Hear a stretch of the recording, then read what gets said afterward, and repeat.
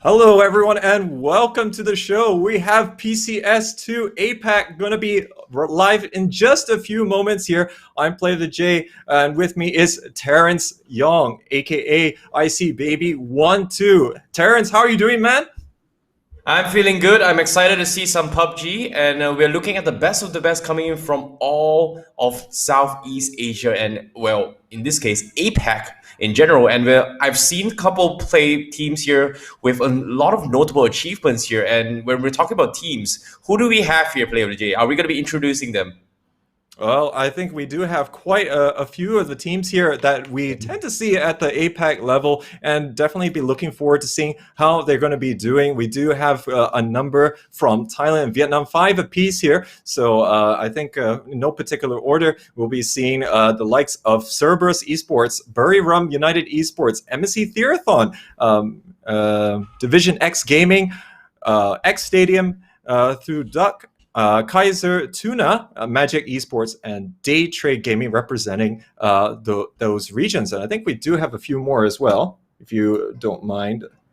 Yeah, there is a lot of going to be all these teams that's coming up as well. From Thailand, we have 5 teams, like you said as well: MSC Territon, Daytrade Gaming, Magic Esports, Buriram United Esports, and Kaiser Tuna. However, for the Vietnam series, there are also 5 going to be playing in this competition as well: Cerberus Esports, Game Home Esports, Divine Esports, Division X Gaming, and X Stadium to Duke. And of course, from Indonesia, we have Victim Rise, and from the future. And from Philippines, we have Archangel Predator. From Malaysia slash Singapore, we have BAE, Battle Arena Elites. And from the Oceania qualifiers, we have Fury and Astra. And speaking of this tournament as well, PUBG Continental Series 1 veterans, there seems to be a little bit of different teams coming in Season 2 here, just because of how teams have slowly adapted the playstyle. And before we get a little bit more into that, Jay, here, I would like to shout out to our amazing sponsors, Predator, PUBG Corp, and Geek Events, for having us on board. And not to mention, for those of you guys watching at home, we have a couple of surprises for you guys. Stay tuned to that, because throughout the tournament, we will be flashing some amazing PCS2 skin codes. And just today and yesterday, me and Player J, we were looking through our skins, and it was like, I'm going to tell you one word: sexy. Yeah. Oh yeah, those skins are absolutely sumptuous, and all of you, Mhm. ladies and gentlemen, can stand a chance to win one as well. All you have to do is make sure for the code, as Terrence mentioned, to flash on the screen, then redeem it ASAP in game. So again, all these proceeds do go towards the teams that are participating in PCS2 all around the world. So that's definitely something that will be giving back directly to all of these teams. So I do believe 25% of all funds will go to each of the respective regions. 12.5% will be allocated amongst all the participating teams here, all 16 teams that we just announced. And then there will still be another 12.5%, which is allocated to the rest of the prize pool of 200,000 US dollars. Yep, 200,000 US dollars is a lot on the line as well. They're going to be competing today and tomorrow and the following weeks to come as well. And it's going to be a long journey of adapting and suiting the playstyles. And I believe some of these teams is going to be the first time. At least 5 to 6 of these teams is their first time playing on this tier of competitiveness. And for them to be adapting the matter with very limited screen time, this is going to be a tough one here. I'm expecting a lot of chaotic battles starting off just today in this coming first 4 matches to come, and tomorrow they'll try and fix their play styles a bit. But as of now, let's talk a little bit more on the veterans coming in from PCS 1 and PCS 2 here. We have MSC Terraton and also Fury, who's gotten himself 4th place from PCS 1 here. Jay, you were casting the tournament. Why don't you give me a brief on Fury here? Well, Fury, I think, coming from Oceania, they come as maybe seen as a little bit of an underdog coming into PCS1, Mhm. but they did manage to step it up quite a bit. They have been competing at the top of the Oceania side, and they were able to translate a lot of that into PCS1, and that really resulted in them, not backing down from the Vietnamese and Thai teams, which are historically the more challenging opponents to go up Exactly. against, and really holding their own and able to get that high placing at the end of the tournament.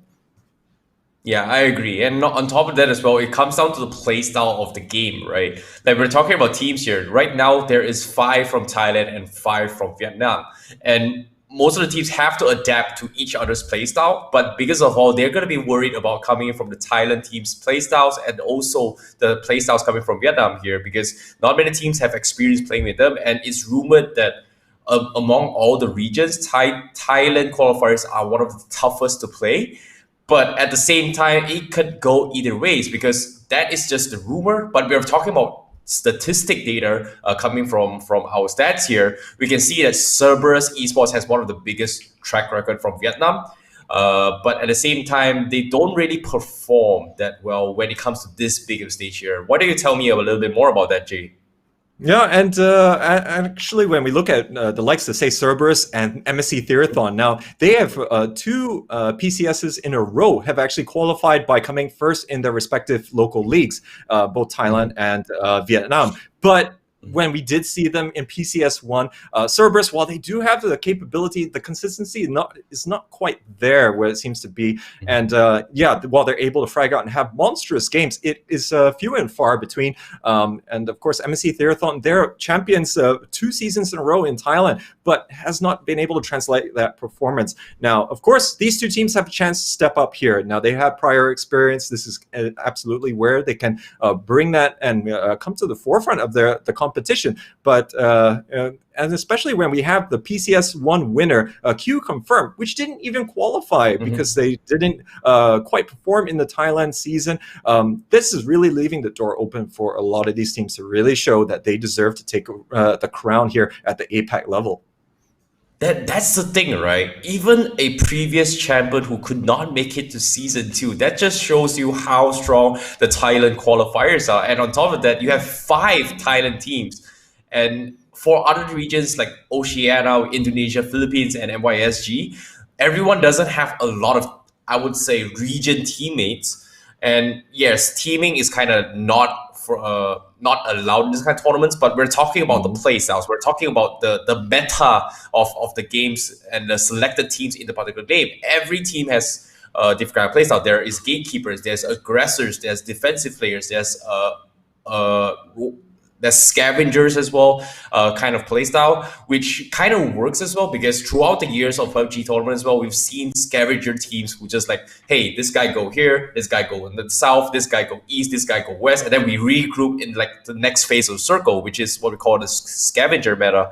But at the same time, you know, we're looking at who's going to be the dominant playstyle here because right now, I feel like it's going to be between Thailand and Vietnam just because they have like 5-5 each from region.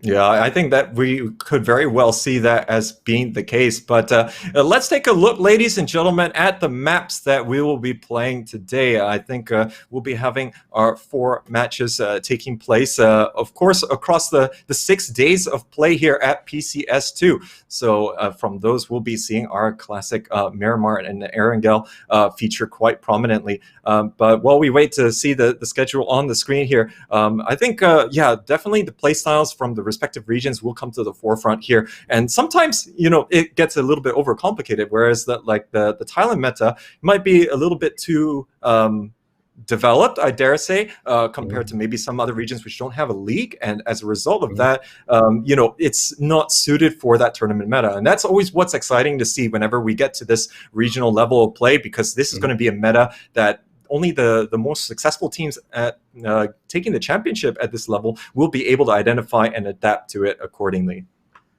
Yep, and to be able to adapt constantly on the go is one of the hardest things to do as well. But from experience as well, I've noticed that the Thailand streams and Thailand teams here, they tentatively love to gatekeep rather early in the first few circles here, just to push people off to the other side of the map. And when it comes to this kind of situations here, there are also teams who adapt by rotating early in the first phase of circle. There are also teams that prioritize rotating late, tanking a couple of zones here. But we have not seen teams who've tanked like the first 2 zones in a long time now. Everybody is just opting to get center of the circle, get a couple compounds, probably a couple of really strategic vantage points here. But I'm looking forward to see who's going to get where, which kind of drop spots is going to be the most contested in Arago and also Miramar coming from all these teams here. Do you have any inputs on that, Jay? Well, I think when we tend to see, on the drop locations, definitely there might be one or two altercations, but for the most part, after the first few rounds, I think we start to settle into which teams have got bragging rights over which area here, and that tends to be a lot of the case here, that everyone just wants to be comfortable, and they rely on their rotations after that to be able to try and secure positioning. And of course, with the format that we do play using the super rules, where of course there is only going to be 10 points for chicken dinners, and you're still going to get 1 point per kill. A lot of teams definitely are going to look at getting good positioning inside the zone as going to be the priority, because you're going to be able to get the kills there anyways. And the teams that understand that the most are, going to benefit. But of course, there are many ways to play, as you do say, whether you're playing on the outside. But yeah, I think from some of the more successful teams that we've had at this stage, especially during 2020, definitely has maybe had a slightly earlier or adaptive rotation at the start. Yeah, getting those great positioning advantages for scouting and information is extremely important as well. And early rotations gives you the advantage to gather information and set up here. However, ladies and gentlemen, here we're going to be starting off with the a recap for you guys on what exactly is happening here.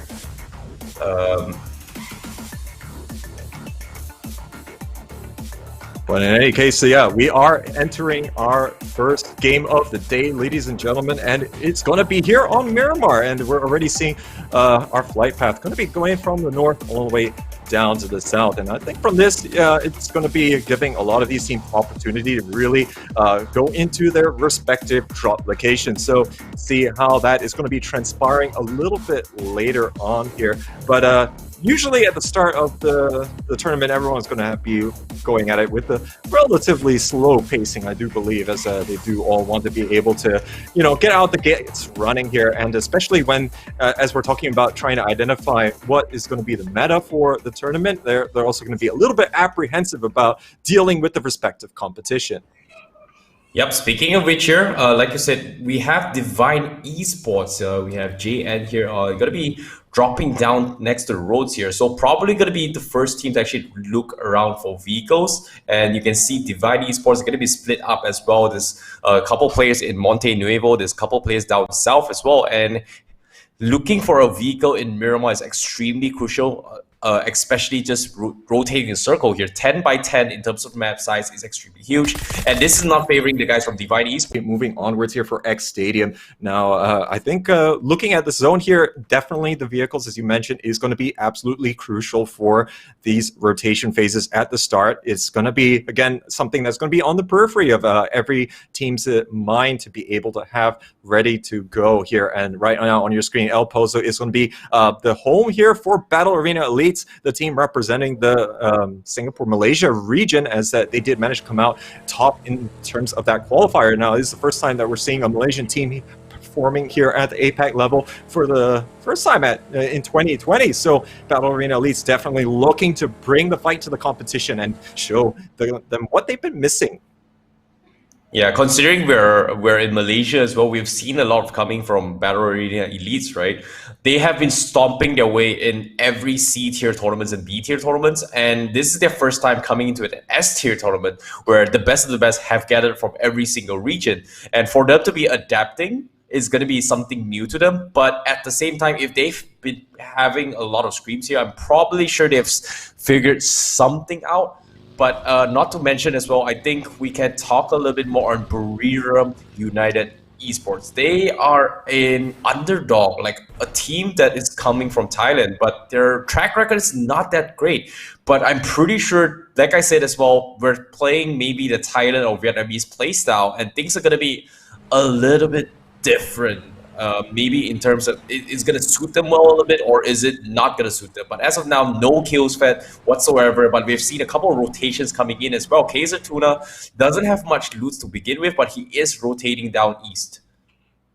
Absolutely. And Buriram United now, they have been consistent or rather qualifier for this level of competition. And now at the start of the season, now they've gone through 3 seasons of Thailand series, but Buriram did actually come as champion in the very first one of this year, and they actually qualified for Continental Series Berlin before, of course, COVID-19 hit, and now not everyone is going to be able to travel for such tournaments, and of course that's how we are now entering into PCS1, PCS2 now level of tournaments. And Buriram, well, they have had those flashes of brilliance, and probably one of the more consistent teams that are participating here in terms of the old guard.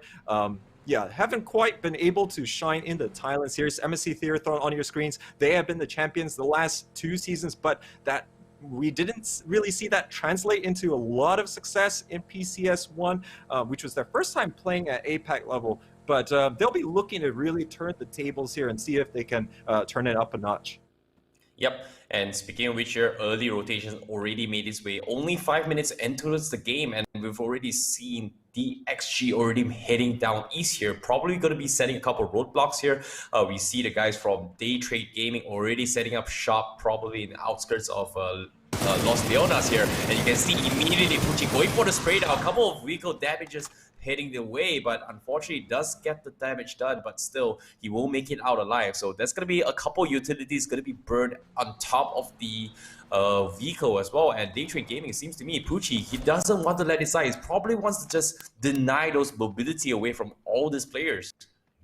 Yeah, definitely going to be something crucial here. Now, not something that might directly affect them, but of course, every little bit counts. And that's why you see, say, teams already trying to disable vehicles. Day Trade, they have actually gotten out of their vehicles here, and they could be looking to bring a little bit of competition here to Kaiser Tuna, who this is their first time actually featuring at the APAC level. So there are always new teams rising to the challenge in terms of the competition here at APAC. And yeah, we'll see what they are going to be able to provide.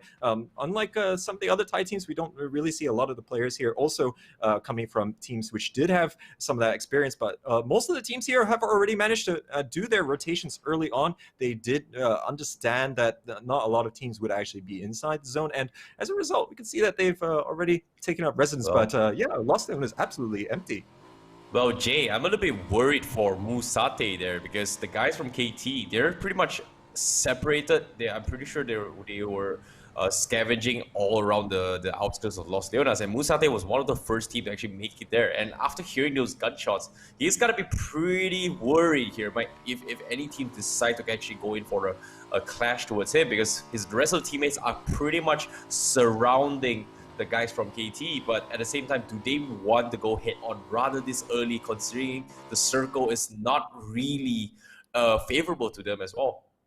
Yeah, I know what you mean. I would think a lot of teams, especially at the start of this, they would probably be exercising a little bit of pragmatism here if they want to try and, you know, observe the competition, not get too gung-ho and really lead to overzealous engagements, which really could be to their detriment. And I think everyone is taking a calm, measured approach, not anyone really engaging into too much of fights. There's still all players in the server that are still going to be here, and I think everyone wants to have that good start. Cerberus, now there's quite a number of people who think that they can rise to the challenge here. They have been performing and qualifying for this level of tournament since last year in 2019, but it's always been a matter about consistency for them, you know, and it could just click for them in this tournament. We are not sure yet, but they definitely have got quite a bit of pedigree there. Their lineup relatively the same as what we have seen in the past. Now it's just a question of whether or not that they can deliver here when the likes of maybe the closest contender last time was Q Confirm is no longer present.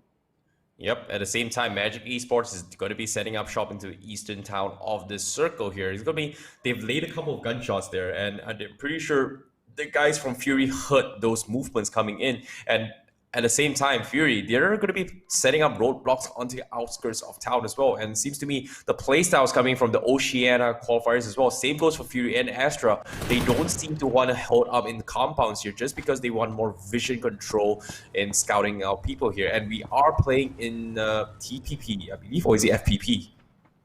Yeah, so this is going to be all FPP right here, and Noradra is actually going to be seeing a little bit of happenings here as the likes of Cerberus here are starting to push in on the compound, and he's all by himself.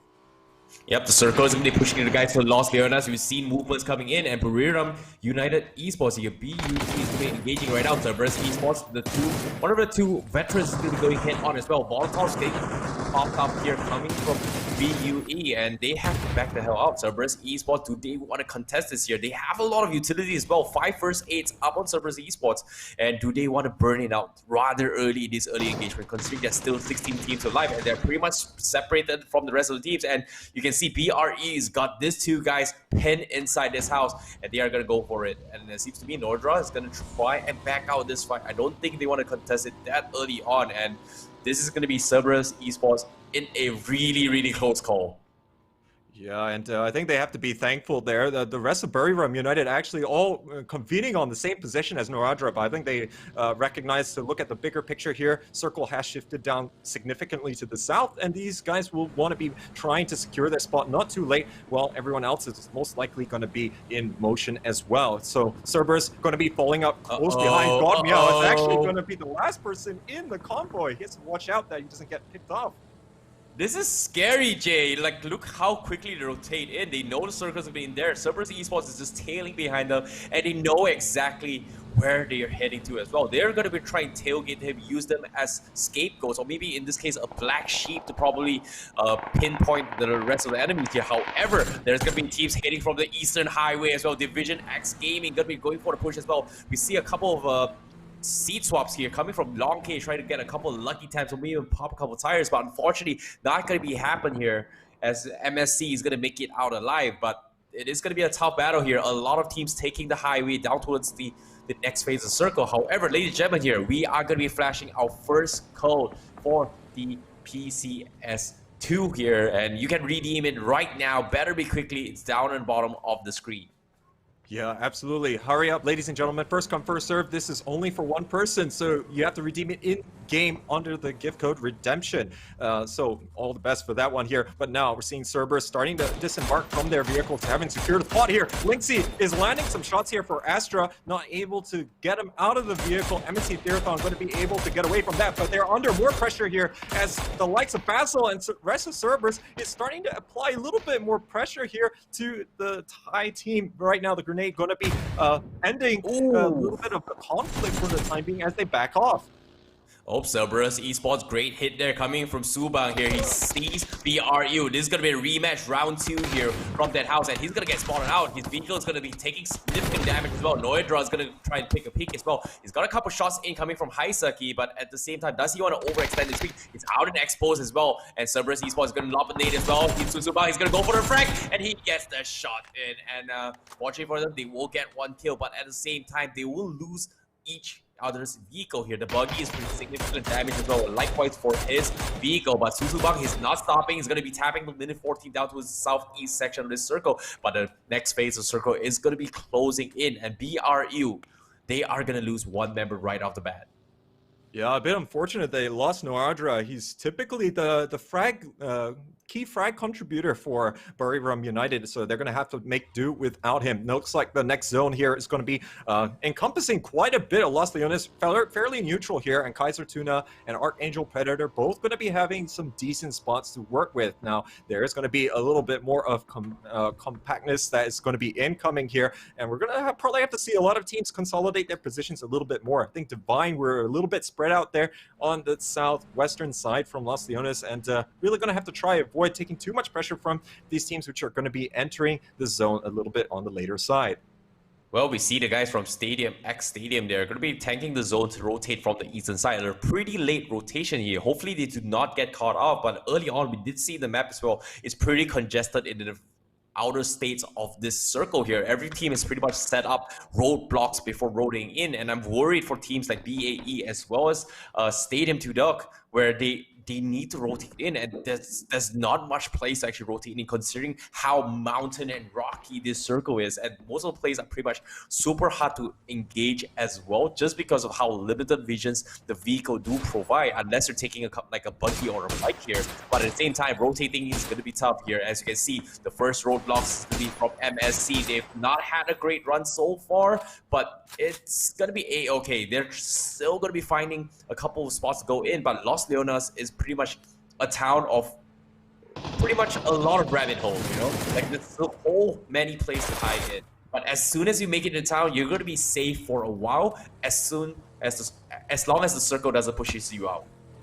Yeah, absolutely. And usually it's the last port of call, last choice for a lot of these teams. But if they got no place to go, they have to sort out for it. But it looks like Basil here, he's going to get picked off. And that's going to be Cerberus dropping the first player here. And yeah, it's going to be X Stadium who's going to be able to pick up the kill here through J-Ken, as they're going to be starting their opening here at PCS2 with a little bit of a plum here. But Phase 4 here is going to be appearing in just a moment. Most teams already having reserved their spots for now, and we'll see whether or not they get further entrenched in Los Leones. And the terrain, as you mentioned, a little bit further on the south side is very hilly here. So it's going to mean that any future rotations is going to be absolutely congested, and it's going to be hard to be able to sift through a lot of these players. A lot of the discipline usually shown by these teams, especially on flank watch. Yep, at the same time, so 15 minutes has passed. You're starting to hear a couple of gunshots being launched in by all these teams here, trying to take out a couple of utilities here. However, in Los Leonas, we've seen two teams already setting up shop here. One of the teams is going to be this guy from Vietnam as well. I think this is Game Home Esports.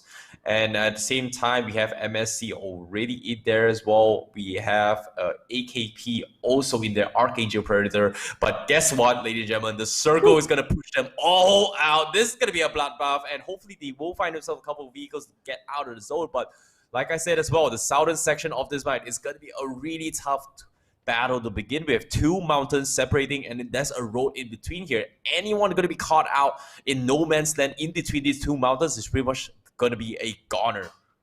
Yeah, this is going to be absolutely terrifying for the teams participating here. For us, it's going to be a good show for sure. But now we're seeing that a lot of... Well, hey, you know, it's like I chose to be sitting here in the caster's chair, so I get to enjoy whatever show that we're going to be given. But in any case, ladies and gentlemen, I think it's very awkward for a lot of these Los Leones teams because they are already in there without vehicles. So if they're going to get out from that south side, they're not going to have a lot of cover to work with. So any teams are going to be already inside the zone can gatekeep a little bit more. Jay, victim. It's going to be Indonesia versus Malaysia here. We see the guys BAE just making a way into the store. I'm pretty sure they're pretty much blinded in this situation here. They were one of the furthest and latest teams actually making to the zone here, and without much information to work with, they may be choked in or gatekept at the same time. But however, it seems to be Victim Esports, they are making the decision to back the hell out and make it to the circle here. Whereas BAE, they've got a couple shots in and they've seen a couple of teams already making fire into their next destination. However, from the perspectives of From the Future, all Kareem manages to get one knock in, but can't seem to seal the deal. Whereas the guys from TFFT here, I think, it's Kaiser Tuna, I think? No, actually the guys from... I don't know. Who's this guy? It's a bit blurry on my end. Yeah, I think we'll come back on that one later on here. But we're seeing that From the Future here is going to be in a little bit of trouble. They do have the likes of Divine Esports pushing up here. They already have two players on the ground. Divine continuing to toss in utility here to try and take the warehouse as decisively as possible. And look at Levi's here coming all around the side. The nade looks like it might be good, but it's going to bounce a bit too far. Levi's not able to deal with it fast enough here. He's going to get picked off by a X Stadium. Yeah, beautiful shot coming in, but seems to me FTF is going to go down. Divine Esports gets a 4 frag here. There's going to be 4 kills in the bag. By the same time, great play, great attempt coming from FTF, but unfortunately the timing was a little bit unfortunate there as they were in a really tough spot. And you can see Divine Esports, they were desperate to hold that compound, and they make the decisions like, hey, we need this compound if we want to make it the next zone, and they immediately stormed in. And FTF had no time to react to that, and on top of that, there were several teams third-partying that fight as well. So that's going to be pretty unfortunate for them, but they will be the first team to be out of this first map. Yeah, good utility usage there by Divine. They're going to be able to get first 4 points for themselves, and they're going to be at the top of the leaderboard here just purely on the kill points, as they're going to be moving in a little bit more. But it's going to be phase 5 in just a little bit here. Game Home is still trying to pull out from Los Leones, but again, they have Archangel in their way, and this soft gatekeep is going to be a little bit detrimental to them. Calb's going to be able to spot out God Knew, and not a lot that he can do there. It looks like the Philippine Powerhouse team will be able to secure that first kill of the game for them as they look to continue to assault the standings. Well, Jay, this is not looking for the guys from Magic Esports here, just because they scouted a couple players here, and shots were pretty much dished in. BRU knows there's a team right there, but at the same time, they need to cross this no man's land road to actually rotate the next phase of circle. And on top of that, the guys in the mountain, KT is just raiding havoc from all angles, pushing everybody out of the zone. And on top of that, Game Home is pretty much one guy knocked out of the zone. Yep, that's going to be something else, ladies and gentlemen. Something else. Yeah, indeed. And yeah, they're in a bit of trouble here. The Vietnamese team is tanking quite a bit of blue damage, and it's quite damaging at this point in time. Not a lot that they can do. Look how fast it's ticking away there, as Game Home probably going to have to settle for just not letting anyone get the points. But here, shots coming out from Momonji. He's going to be able to get the knock there on Vanotica, as Daytrade is in a little bit of trouble, as they're also trying to get out from Los Leones. They're going to be suffering a little bit of those losses. Momonji and Calbs, though, going to be weighing in, as Daytrade and also Game Home taking quite a bit of damage. Game Home going to be expiring relatively early. Well, AAP does have the advantage as of now here, so they're going to be having a great time sniping a couple players here. But at the same time, the guys here from AAP, I'm surprised they actually made it out in the open. And MSC, they were able to contest into this compound here, the power plants of outskirts of Los Leones. And they have to be extremely careful because there is Daytrade Gaming lurking inside. And it seems to me they are going to be dodging their way through here. And then this mountain terrain, there's not much hiding spots for MSC to work with just because of how open it can be. And you can see shots are being fired at towards their vicinity as well. MSC, they've sent one guy to scout out ahead, but they do hear shots incoming from Daytrade Gaming. However, BRU, they are going to be engaging with another team as well. Star is pretty much in the vicinity. They've got one knock, but at the same time, they're pretty separated as well. You can see BRU, they're nowhere into towards each other, and Eddie as well is going to try and save his teammate, but at the same time, his teammates is also engaging with another team. This the right play here, Jay. Buriram United picking fights on all sides with different squads here. Yeah, I'm not sure that this is the play, but I'm not sure it's within their control anymore. Eddie is now trying to escape from Astra, but they are starting to push in here. But there's still going to be other pressure from Magic Esports. They're right next door, and they have to be a little bit careful. Looks like it's burning everywhere. This is not fine at all. Eddie has got a lot to do here to fend off that push from the Oceania team.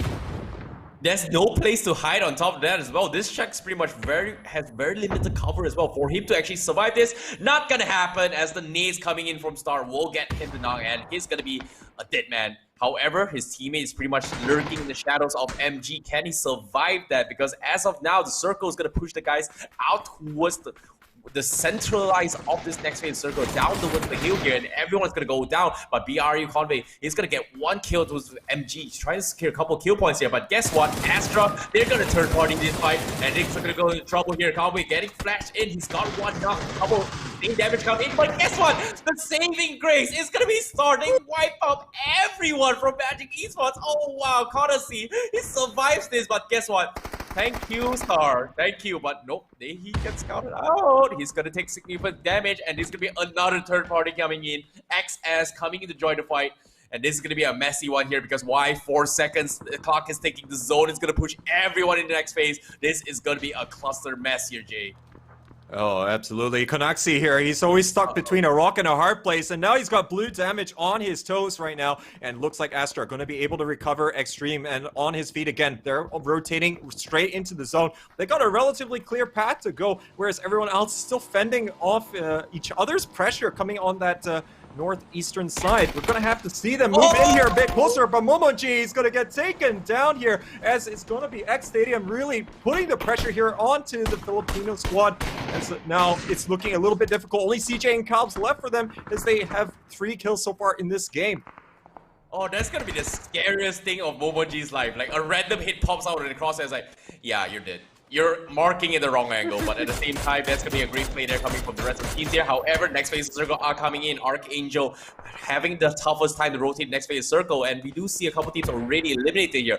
BAE is out, FTF, GH, and also MG is pretty much out of the game, and MSC is going to be the 12th team to actually go down as well. Day Trade Gaming, they are going to be surviving this, but XS, they were engaging in a small mini fight, and they need to make it to the next phase of circle. As you can see, Archangel Predator, they have Caps and CJ in this vicinity. Molly's being tossed in. They have a couple of first aids come in, but 40 seconds before the circle completely closes it. But Day Trade, they will get shut down from the guys in KT. Oh yeah, Kaiser Tuna giving the backhanded slap after taking quite a bit of damage from Day Trade a little bit earlier on. They're going to put them in the ground here, but now it looks like X Stadium trying to do what they can. They're going to mow down the last 2 members here from Archangel Predator, and we are only having 9 teams left remaining, but now X Stadium has got a lot of problems here. Konaxi is looking for a little bit of revenge here, but he's taking too much damage, and he's actually going to get taken down by the blue zone. Buriram United going to exit from this one. I think that's the breathing room that the likes of X Stadium needed from this. Yep, but little did you know, a little bit small breathing room, but the next phase circle is going to make them run as well, and it's going to be 50 seconds for them to rotate in, and under the valley, there is a team, they're taking significant damage here, and for them to get down from this cliff, it's going to be a tough spot. There's not a lot of window to actually go down without taking a significant amount of damage. They have to clear the guys down below. 30 seconds left to do this, and we do see a lot of nades being tossed in as well. Cerberus Esports, and they survived it. They're taking significant damage, and you can see talks are coming in, but Star Extreme third-partying the fight from afar. They are going to knock one, and Astra is still taking a chill pill. They know they have the zone advantage of them, and they have to make a play right now. But as soon as the clock is ticking, guess what, Jay? 5 seconds on the clock. How will this play out here, Jay? Oh, this is probably not going to end very well for X Stadium. They got Cerberus on one side, Divine Esports on the other here, and now finally any last bits of utility are coming down, but we could already see the blue zone is fast approaching the heals there also for Cerberus, so they're under the pressure as well to try and transition a bit more. The likes of X Stadium, they can actually delay a little bit more here if they want to. Marcus again trying to get them starting to pop up over a little bit here. Seago though is going to be in trouble. J-Ken here is going to be able to take him down, and now it doesn't look good. Subak is the last player left here for Cerberus, and now it looks as though that their hopes here to win game number 1 is going to be in tatters. Yep, they have to play the zone, play a little bit of positioning points here, but there's going to be 8 teams left. Star Extreme is pretty much knocked out. XS is there as well. XS still controlling the mountain. They have a lot of advantage here. They can prove to be a force to be reckoned with, but the only thing that I'm concerned right now, how do they get down? Okay, they have vehicles. So okay, they're going to be fine. They can run down like a Wild Wild West, but at the same time, they are in a scary position where every single team is going to worry about them. Here, fortunately for them, they have the vehicles, but this is where this gets detrimental. Miao is going to take a couple knocks in, and they will secure a couple kill points. And it seems to me, XS, they've got 10 kills so far just because they've secured this mountain, and this is looking pretty extremely good for the guys from X Stadium. And now shots are coming in. They do not have much bullets to work with here. But Noctan, he's only got like 59 bullets left on this SLR, but they are doing significant damage as well. Down towards the south, Victim is going to struggle as well, but guess what? The circle is going to be pushing towards the boys from Victim and also Divine Esports. Yeah, exactly. And so we're going to see the likes of X Stadium. They're going to have to push down from their vantage point. It's been so successful for them, but now they have to be able to disengage. And they do have the vehicles, as you did highlight, that they're going to be able to use to withdraw from this. But Divine is going to be in their way. They're definitely going to be very aware of them. 9 kills already here on the board. It's looking really good here for X Stadium. But now, looks like in the southern side, there is going to be a little bit of dominance here from Division X Gaming. And Sapao is going to be able to claim one here. And we're starting to see transition coming down here, but it's a little bit difficult. Divine are completely aware of what's going on here, and X Stadium, they're going to be hard-pressed to get out from this alive, as they're going to have to face all the guns here from the 3 players of Divine. Oh no, this is gonna be the greatest look of here. Miaoyu, he needs to make a play. Can he get the damage done? He gets the knock in. He's gonna open things up for him as well with the barrel as well. But DN will go in for the refrag as well. And no XS, they will get destroyed here. 2 times is now. Division X annihilates victim, but the rest of XS is down for the count. They do secure himself a lot of kill points, but a little bit unfortunate there that they did not consider driving the vehicle down. But considering at this stage of Circle here, there's just too many teams to take the risk to make a dive down below. But ladies and gentlemen, we are down towards the top 4 teams here. We have the guys from Divine Esports, we have DXG, we have Star Astra, and also KT. So one of this is going to take the first chicken in this entire tournament. They will secure themselves a lot of points, but at the same time, we are down towards the crossroad. Which segment will be the next phase of Circle? And we can see smokes are being set up from Divine Esports as well. They are thinking to go in for the rotation here, Jay. How will this play out now? 1 second left. Circle. Oh, well, this is going to be absolutely dicey for all the teams on the northern side here. Division X Gaming has got the most room to work with, so they're likely going to be trying to pit the other teams against each other here. Divine only has 2 players, as does Astra. It could be Kaiser Tuna looking to try and flex their numbers here, but of course these teams don't know exactly how many players they have to worry about on each front, but Divine are going to be right in the middle here. They're going to lose DN here as Furkas is going to be weighing in. Now, there is at least a lot of smokes here, but it looks like Soymate, he's going to spray through and finish off the player there, and that's Divine Esports going to be bowing out. We're down to our top 3 here, and it does look like we're going to be having 1 team per Thailand, Vietnam, and Oceania representing.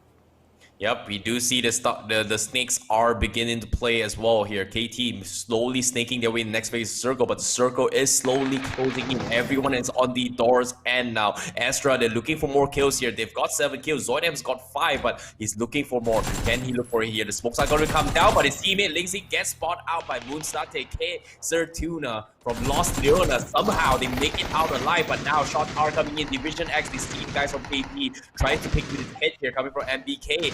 But at the same time, does he want to overextend here? There's just so many guys. Can he go for a couple pre-fires in? The Circle slowly closing in, but as they get closer, who's going to take the first shot in? Divine XG is going to take a couple shots in, but looks like it's going to be Division X Gaming taking the first chicken dinner. Ladies and gentlemen, it's going to be a Vietnam victory.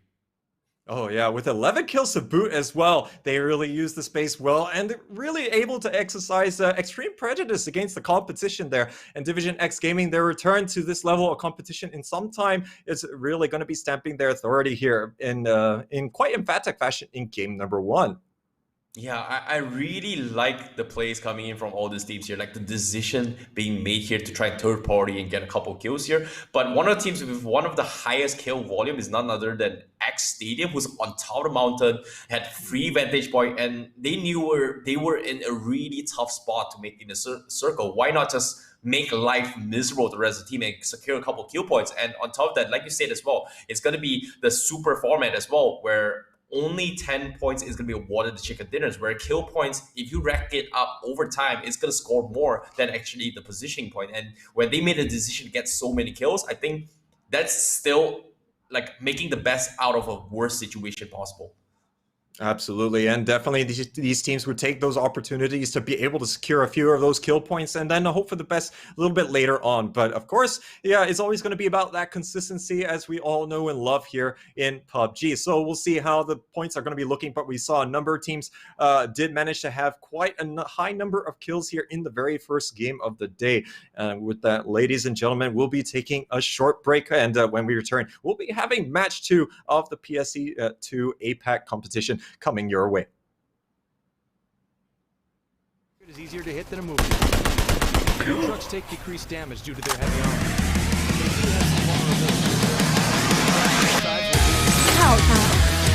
Wow! 5个急救吗？救命！Level 3 vests and helmets with the... What the f***?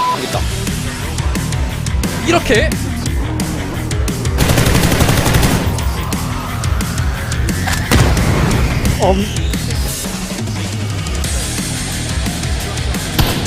아치!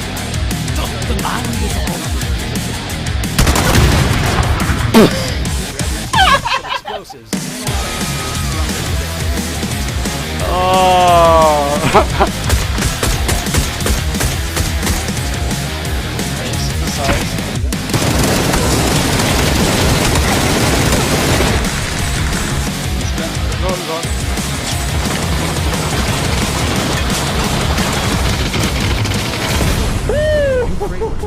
Throwable, cosmetic updates for a couple of weapons. Let's dive in. First up, there's a new machine gun. Oh, what? Duncan's M4? No! Whoa! Switching to the weapon's 990 RPM setting. In addition, every 5th round and the last 10 rounds of your magazine will be tracer shots, giving you a bit more Rolling down the visual lonely information roads of on where your Sanhok is shots are PUBG's headed. latest feature. A heavily armored loot truck carrying a treasure trove of gear for those persistent enough to take it down. But where can you find these trucks? What loot do they offer? And how do you stop them? Loot trucks spawn exclusively on Sanhok and originate from one of several garages located around the island. When the match starts, up to 4 of these garages will release a truck, which travels roads around the island until taken down by players. Up to 4 trucks will roam the island at a time, and another will be spawned each time one is destroyed, up to a maximum of 8 total trucks per match. These heavily armored behemoths require a large assault to take down, and will push anything in their path out of the way. They can even resist the force of other vehicles running into them. In fact, the only way to stop a loot truck's movement is by deploying spike strips, though even then the pause is only temporary. Still, a stationary target is easier to hit than a moving one. Loot trucks take decreased damage due to their heavy armor, but they do have some vulnerabilities. Attacking the trucks from the sides will deal increased damage, and explosive weapons such as the Panzerfaust, which now spawns in Sanhok, pack a heavy punch against these trucks as well. As the trucks take damage, they'll drop containers of loot, and give even more once destroyed completely. This loot can contain level 3 gear, and weapons already kitted out with attachments. There are even 4 specially skinned weapons from a historic moment in Sanhok's past. One quick note, loot truck explosions are no minor thing, so make sure you give them some room when they finally go boom. Every shot fired is a signal to enemy teams, so you'll need tactics, persistence, and speed to take them down and safely loot their treasures. These trucks often travel through the reworked towns of the island, so start here if you want a little more cover while you take them down. Loot trucks are spawning now on Sanhok, so grab your team, some explosives, and a lot of ammo, and drop in today. That wraps up this patch report, but there's plenty more details on what update 8.2 brings. You can check out our patch notes for everything new, or just jump in and play for yourself. We'll see you next time.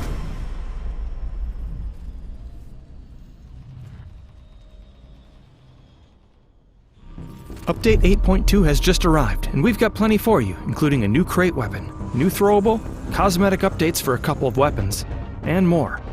Let's dive in. First up, there's a new machine gun in town, spawning exclusively in care packages.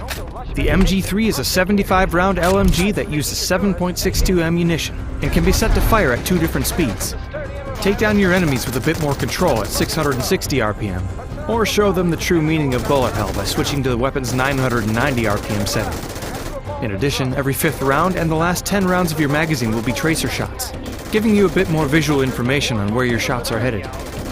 The MG3 also does increased damage to vehicles and features a bipod for significantly increased control while prone. For now, you can only find the MG3 in normal matches, but we'll keep you updated when we plan to introduce them into ranked mode. Up next is a new way to distract and disorient your opponents. The decoy grenade is a new throwable that mimics gunfire sounds for 10 seconds. The deceptive decoy can be used in a variety of ways, including flushing enemies out of cover, covering your advance, or getting enemies to turn away before you begin your spray. The decoy grenade spawns as rare world loot, exclusively on Sanhok, and will only be in normal games for the time being. The Kar98K, SKS, and M416 have all received a cosmetic update this patch. All 3 weapons have been remodeled from scratch for higher visual fidelity, along with a sound quality improvement to match. We've updated helmet slots to allow you to choose what you see while playing. By toggling your helmet off, you'll keep your cosmetic hat or hoodie visible, but be aware that this toggle is only visible to you. Enemies and teammates will still see you wearing your helmet. Players feeling a little nostalgic can now swap out their lobby music to one of several different options from over the years. You'll be reset back to the default music each new season, but you can feel free to switch it up whenever you like. For players who have been eager to battle it out against a group of friends, we've added Team Deathmatch to custom game settings. Grab some friends or members of your community and see who comes out on top. One last thing. The esports menu has been updated with the PCS2 Pickup Challenge. Like before, you can participate in the fun by making your own predictions for the chance to win some great PCS2 skins. Check out our patch notes for the full schedule. That wraps up this patch report, but there's plenty more details on what Update 8.2 brings. You can check out our patch notes for everything new, or just jump in and play for yourself. We'll see you next time. For those who prefer to practice on live targets, arcade mode gives you a different way.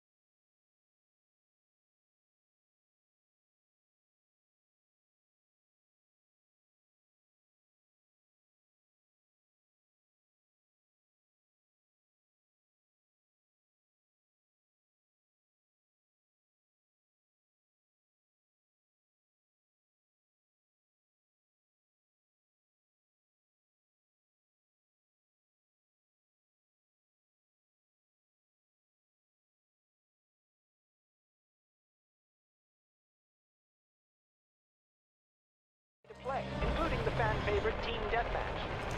Communication is key on the battleground, so we've made it easier to share your plans with teammates, regardless of language. Spot pings and quick filters get information quickly and easily. You can even let allies. Behold, the beautiful island of Sanak. This cap of land is home to lush vegetation, rustic communities, and plenty of sights for the eager tourists to take in. Here's one now, blazing up the trails on the sturdy and reliable Tukshai. Just look at him go.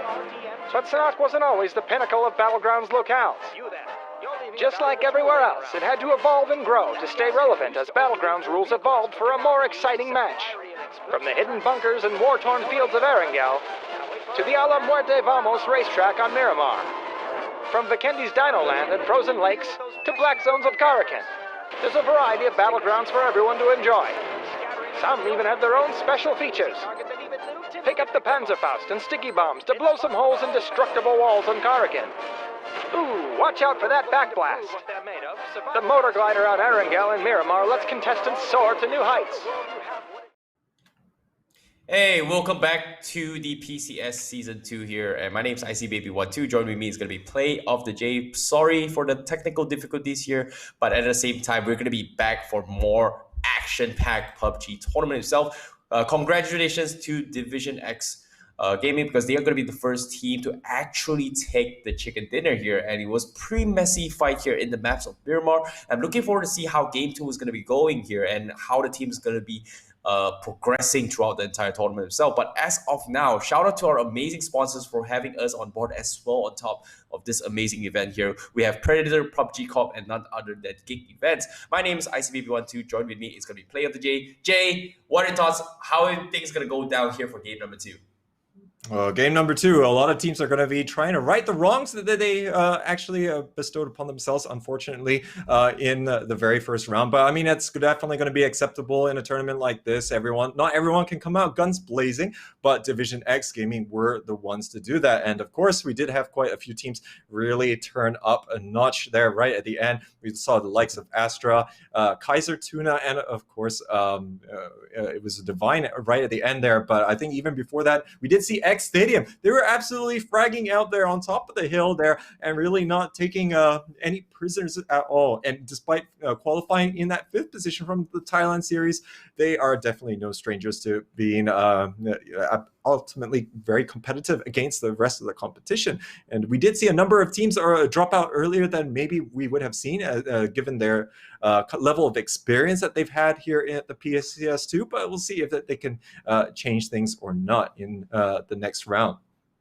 Yeah, I love that fight there with Cerberus Esports, right? Like, they were kind of spread out, And then as soon as they were in the zone and they were engaging, they were stuck in a hard place in their hard type, right? They were stuck in between multiple teams. And then out of nowhere, Astra came in, saved the day, but the damage has been done, right? Like Astra was on a team who just gobbled out 2 to 3 teams themselves. And unfortunately, say they did not get this final chicken dinner, but they did got a couple of frags here and a couple of placement points for them. So they would eventually made it to the top 4. So that's going to be a great start for them. But we're talking about a full-fledged league here. We're talking about a full-fledged 20 matches to come. And today, we're going to be having 4 matches. Tomorrow, we're going to have even 4 matches here. And consistency is key. And coming to game 1, that's a strong start. That's a strong statement so far. We have not seen a lot of early engagements. Probably a couple of skirmishes down towards scavenger lands where they're trying to loot for vehicles early on. But other than that, nothing too much happened in the map of Miramar here, which is quite surprising, EJ. Yeah, and I think, again, everyone's just a little bit apprehensive there. But ladies and gentlemen, let's take a look here at the overall schedule that we have in store for you. Now, of course, this is going to be the PCS2 APAC, which is going to be spread across these few weekends, as Terrence mentioned just now. So, of course, 4 matches per day, 24 matches total, as we'll be seeing these top teams from the respective regions from Vietnam, Thailand, Indonesia, Philippines, Malaysia, and of course, Oceania. Yep, we're going to be having the APAC segment for today here. We're going to be on the 29th August as well. We're going to be having on the 30th as well. Every weekend, we're going to be playing 2 matches throughout the following weeks here. And we're going to be seeing these teams dash it all out for today. But speaking of which here, we're going to be seeing the next queue here, which is going to be the prize pool for you guys here. They're going to be competing for a 200,000 base prize pool here for the rest of the teams. They're going to be competing with that. And on top of that, for any in-game sales that is going to be purchased from you guys who's going to be watching the stream, or any skin purchases from the stream is going to be contributed towards this team here. And that's going to be a lot of on the line from all these teams. And the best of the best are competing in this tournament as well. And so far, the greatest start to take the huge chunk of the prize pool is going to be none other than Division X Gaming from Vietnam. And so far, they've been doing fantastically well. They've got a couple of huge frags. They've destroyed a couple of teams as well. We're not too sure about the score as well. We're going to be showing it by the end of the day for sure, after all 4 maps are pretty much done. A done deal here, Jay. Absolutely. And of course, here is the day-to-day schedule. So every day we'll be playing 2 rounds of Miramar and 2 rounds of Erangel.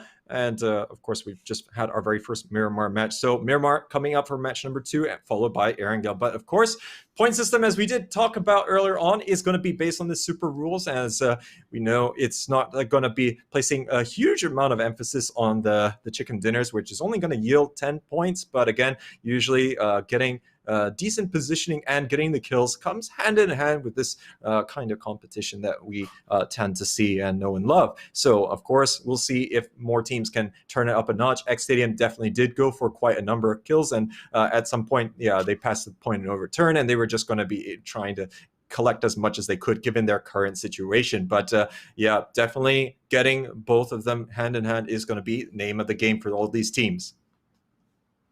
Yep. And seeing how it's going to be Miramar again here, hopefully the team's going to be adapting to the next play style here, because as of now, we did see a really tough battle between all these teams. The eastern side of circle is pretty much a lot of mountain terrains, even with vehicles. Eventually, I think by the 3rd or 4th circle, we can see all the teams struggle to actually rotate next phase circle just because of how far and the circle was from the flight path itself. And without gas cans or enough vehicles to actually rotate in, you're pretty much seeing a lot of marathon runners in the game itself. And seeing all these runners, things is going to happen like that. Like, things are going to struggle where we see teams trying to sneak their way in the next phase circle without vehicles, set up compounds, roadblocks, or anything like that. It's going to be a tough battle. It's going to get picked off. And like you said as well, XS was one of the teams to capitalize in that situation as well. They were seeing a lot of marathon runners out in the open. Guess what? It's open for taking. It's open. It's ripe season for duck hunting. That's the way to go. And they got high frags for that. And hopefully for game 2, it does benefit them as well for the Vietnamese fans. But at the same time, every single team is going to be expecting the unexpected, right? We are here playing PUBG. PUBG is known for one thing only: expect the unexpected.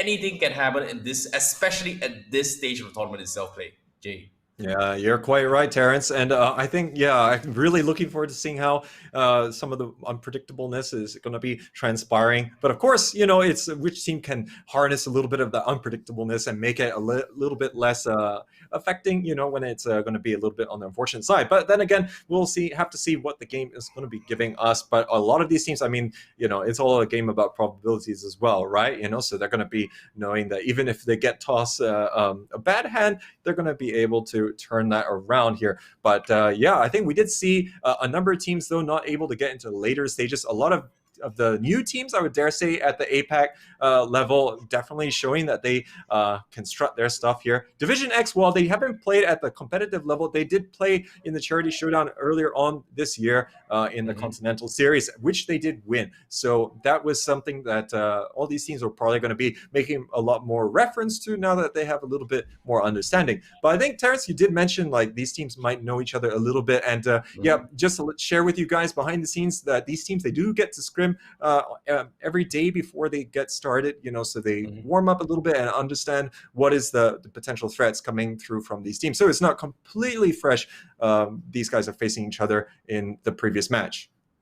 Yep, considering just based on the play styles coming from the first game as well, we've analyzed that. I've managed to study that the map itself is definitely going to be the play styles from teams here are a lot of them tentatively love to gatekeep and set up vantage points here to try and delay any kind of rotations coming into the circle. And it seems to me, if we're talking about a long-term rounds throughout the entire league as well, like we're talking about today, tomorrow, and to the days come here, the percentages or in this case the ratio for teams who's going to be centered in towards the middle of the entire map is going to benefit the most in terms of rotation here. So I'm worried for the teams who actually set up shop or base at the outskirts of the base here of the map itself, like teams like Division Esports, teams like Divine Esports, teams like BAE, who was on the northwest section of the map, and they had to travel all the way to the next zone. And by the time they made it to the zone, it was already too late. And there was a couple of moments we saw BAE and also Divine Esports. They were one of the last few to actually make it to the next phase. So I think by the 4th or 5th circle,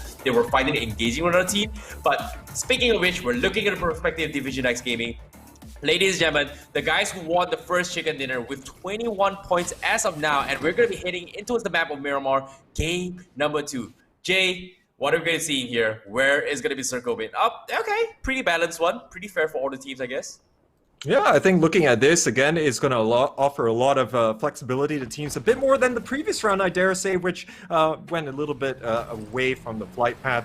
More than half the team's going to be in here, and it's still going to be difficult to say who is really going to be having a little bit more of the head start. Of course, we could say Division X Gaming, they are looking pretty good with the 21 points so far, and of course, there's going to be a very tight closing pack as we can see actually on the screen. So Astra and the likes of Kaiser Tuna are both going to be having 12 points apiece from that very first game. X Stadium, through the sheer number of kills there, they managed to get 11 points. And Divine Esports is going to be having 10 points as well. Fury actually not too far off with the 8 points. So really, I think this is shaping up to be quite the scintillating tournament. So there's going to be quite a lot of these teams really pushing each other all the way until the end. Yep, at least, you know, despite we've talked about the Oceania region, right? Surprisingly, you did call they were kind of like the wild cards, the dark horse. Guess what? They're pretty okay. With the experience coming from Fury, 6th place for first game, okay. But like I said, anything can happen in PUBG. Anything can happen. If an unexpected comet comes in, I wouldn't be surprised if, you know, they just get taken out just like that. But who's going to be the rocket storm here? We did see a glimpse of it coming in from first game, which is in the name of Astra, which they are currently on the second place here with 12 kills, tying it with KT. So this is going to be an interesting one. But as of now, Division X Gaming with 21 kills, 21 points in total, and the chicken dinner, they are going to be in an extremely comfortable spot for representing from Vietnam. But yeah, I think Division X Gaming and X Stadium, they both have double-digit kills, 11 kills and 10 kills respectively. So this could be an indication of things to come, and definitely we like to see how the kills are going to be shared amongst these teams. And yeah, Division X, we've been looking forward to seeing how they're going to be doing in a truly competitive setting, and finally we're seeing them here at the APAC level. They're going to be duking it out. Now, Astra, this is their second consecutive tournament here in APAC level as well, so they're looking to continue to solidify the position. And between Astra and Fury, we tend to see them as well, both qualifying at the same time. Normally we do see the likes of Atletico also qualifying, which is surprising, right? Not to see Atletico. Yeah, exactly. So that's a little bit, oh, sorry, actually, I do believe that Astra is actually formed from the remnants of Atletico. So do apologize for that one. But yeah, besides that, there is a former Atletico player playing with Battle Arena Elites, actually, in the form of Flood. So they've got quite a bit of representation here. Battle Arena Elites made up of 2 Malaysian players and 2 Oceania players.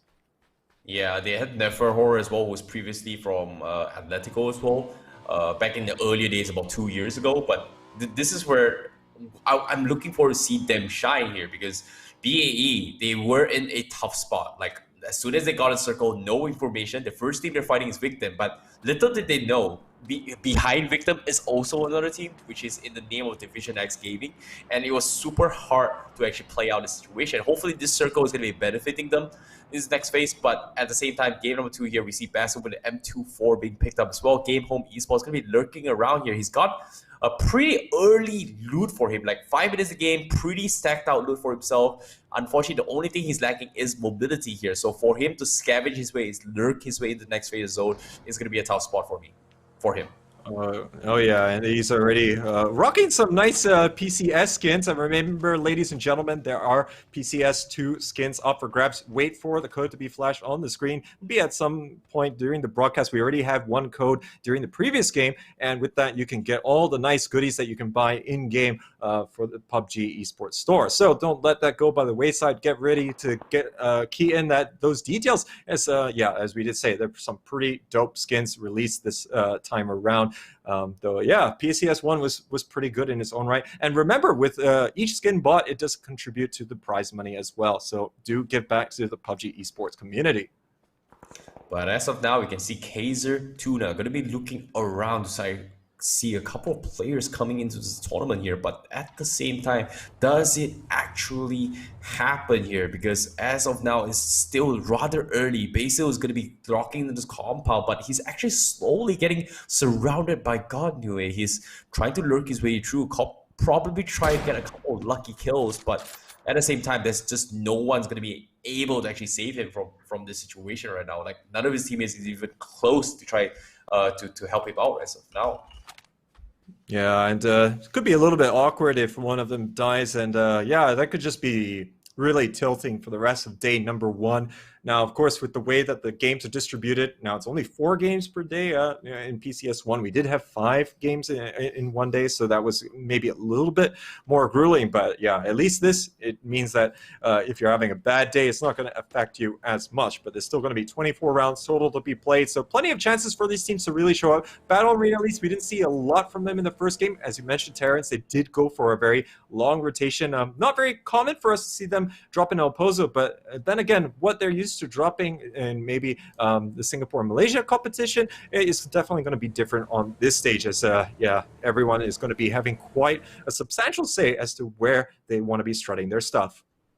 Yep, but speaking of which, here we are going to be watching as some of these teams going to be making their way into its next phase of the zone right now. AAP is going to be one of the first teams here coming from the Filipino side here, and they are at the vicinity closest to another team here, when they may lose a couple of tires coming into this fight here, but Archangel seems to be they're going to be taking a pit stop before they actually engage here. It's going to be the guys from Magic Esports, I believe, and they are in a vicinity where they're not set up shop yet, and if Archangel actually spots it out, they may actually go in for a couple of easy kills here, but they are pretty spread out as of now, and if they actually manage to scout them out, this is going to be a huge run for them here.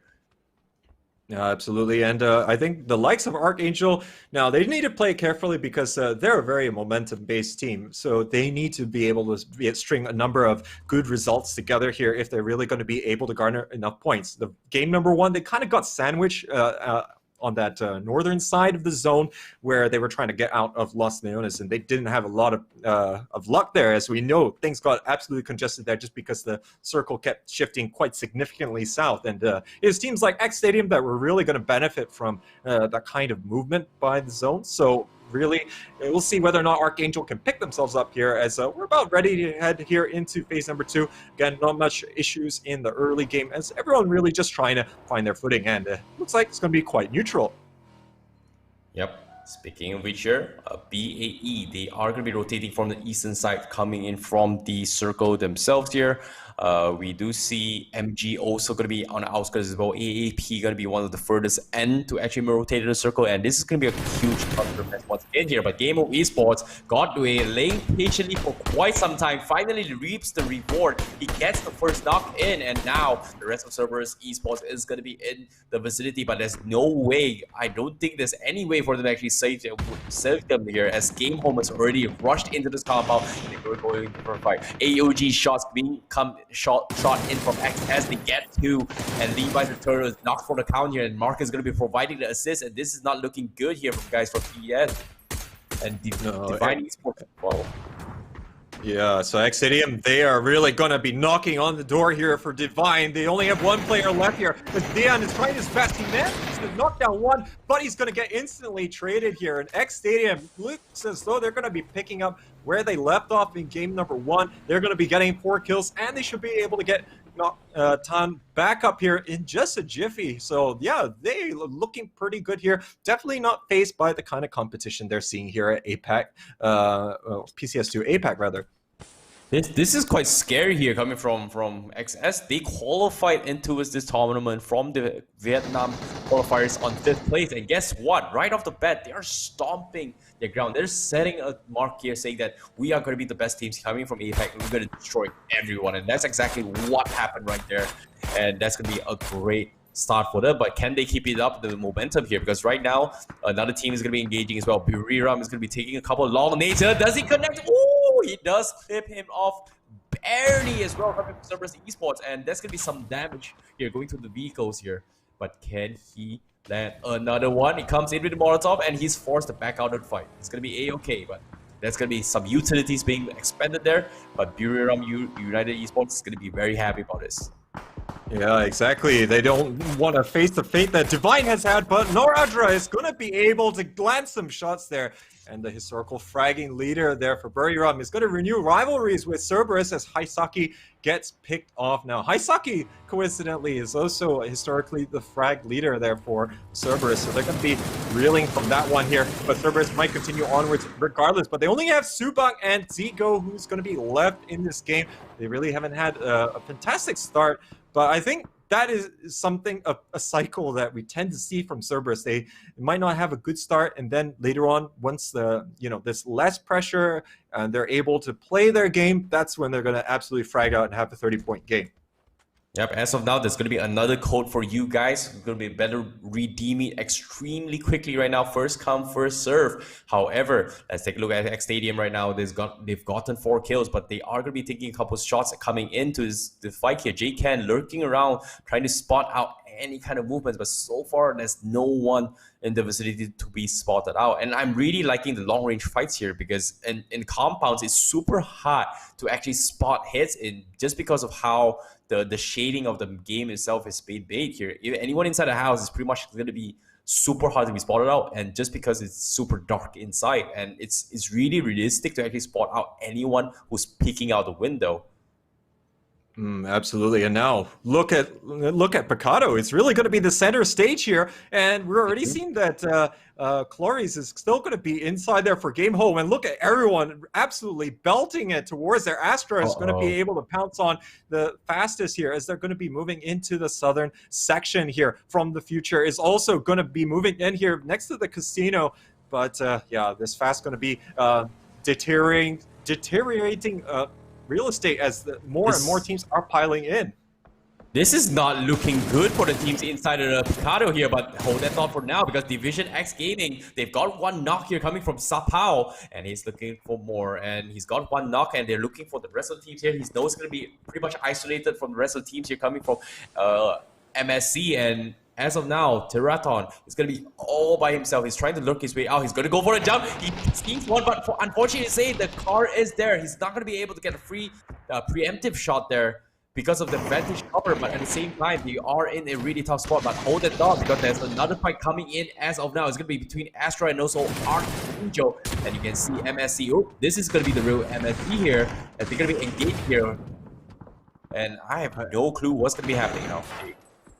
But MSC Theathon, they're fighting two battles at once here. Of course, going to be in Picado as well. Momoji going down here for the likes of Archangel Predator, but they have to be thankful the fact that there's only one player that's left standing here for MSC Theathon, and he might be looking to try and get up his team member here if he can. Now, of course, that's definitely what's on the mind of Archangel Predator. They haven't piled forward here. We know that they can be quite aggressive here, but look at the utility being tossed out. Janku, though, is going to be using the cover of the smokes to get up his team member, and they're going to kind of reset this fight ever so much here. But the rest of Archangel does have that presence here as well, so they do outnumber the two Thai players, and they should be able to win out in this particular instance. Yeah, they're also on top of that getting third party from Astra from afar as well. So there's going to be a tough spot. Like you said, they have to use the smokes and get the hell out of that fight very, very shortly here. However, from the guys from XS, they finally made it in the zone here, but little they know, setting up shop is going to be guys from MG. And you can see they're already inside the compound. Is this going to be a great one here? But they are going to be taking a pit stop right here. But MG, they heard this footsteps here coming in. Tom K is going to count one as well. And that's going to be a dead Neo as well. The same goes for Marcus, and they will lose two right off the bat coming from XS. They did not expect it coming from Magic Esports, and now Tanke, he needs to go for shots, but little they know from afar, third parties coming in as well, and this is not looking good for the guys from Nexus. Oh yeah, and yeah, this is actually going to be absolutely detrimental for them here, as Magic is really pushing them back quite substantially here. Circle definitely not favoring those two teams, as now we're seeing that the likes of Buriram United trying to shoot in from that long range here. There's only one player left standing here. Goktan here is the last one, and look at that Molotov here. It's going to be absolutely decimating the likes of the Magic Esports player. Eddie is actually going to be kill stealing a little bit here, as Buriram is just adding to the misery for both of these teams. Goktan here, he's going to be the last surviving player, but he's already tanking a little bit more damage, as looks like Magic is also against the ropes with only that singular player. Yeah, that's going to be a tough year for XS. His last man standing, trying to survive that fight in PRU, trying to make a comeback from Game 1's performance, and they're doing fantastically well. But next phase Circle pushing to the innards of Picado, and like you said as well, Archangel Predator, they're going to be lurking around here. They do hear footsteps from the guys from MSC. From up top, the only last straggler here coming in from Janku. And Janku, how is he going to fight this? But nah, he's gone. Yeah, it looks like CJ is going to make him sit right back down there, as he's going to be able to finish off MSC Theathon. And MSC Theathon, yep, not getting things going here quite so quickly. They might not have shaken off their PCS1 blues here, but now we'll see that Picado here is getting absolutely congested, as Day Trade also moves into the motel.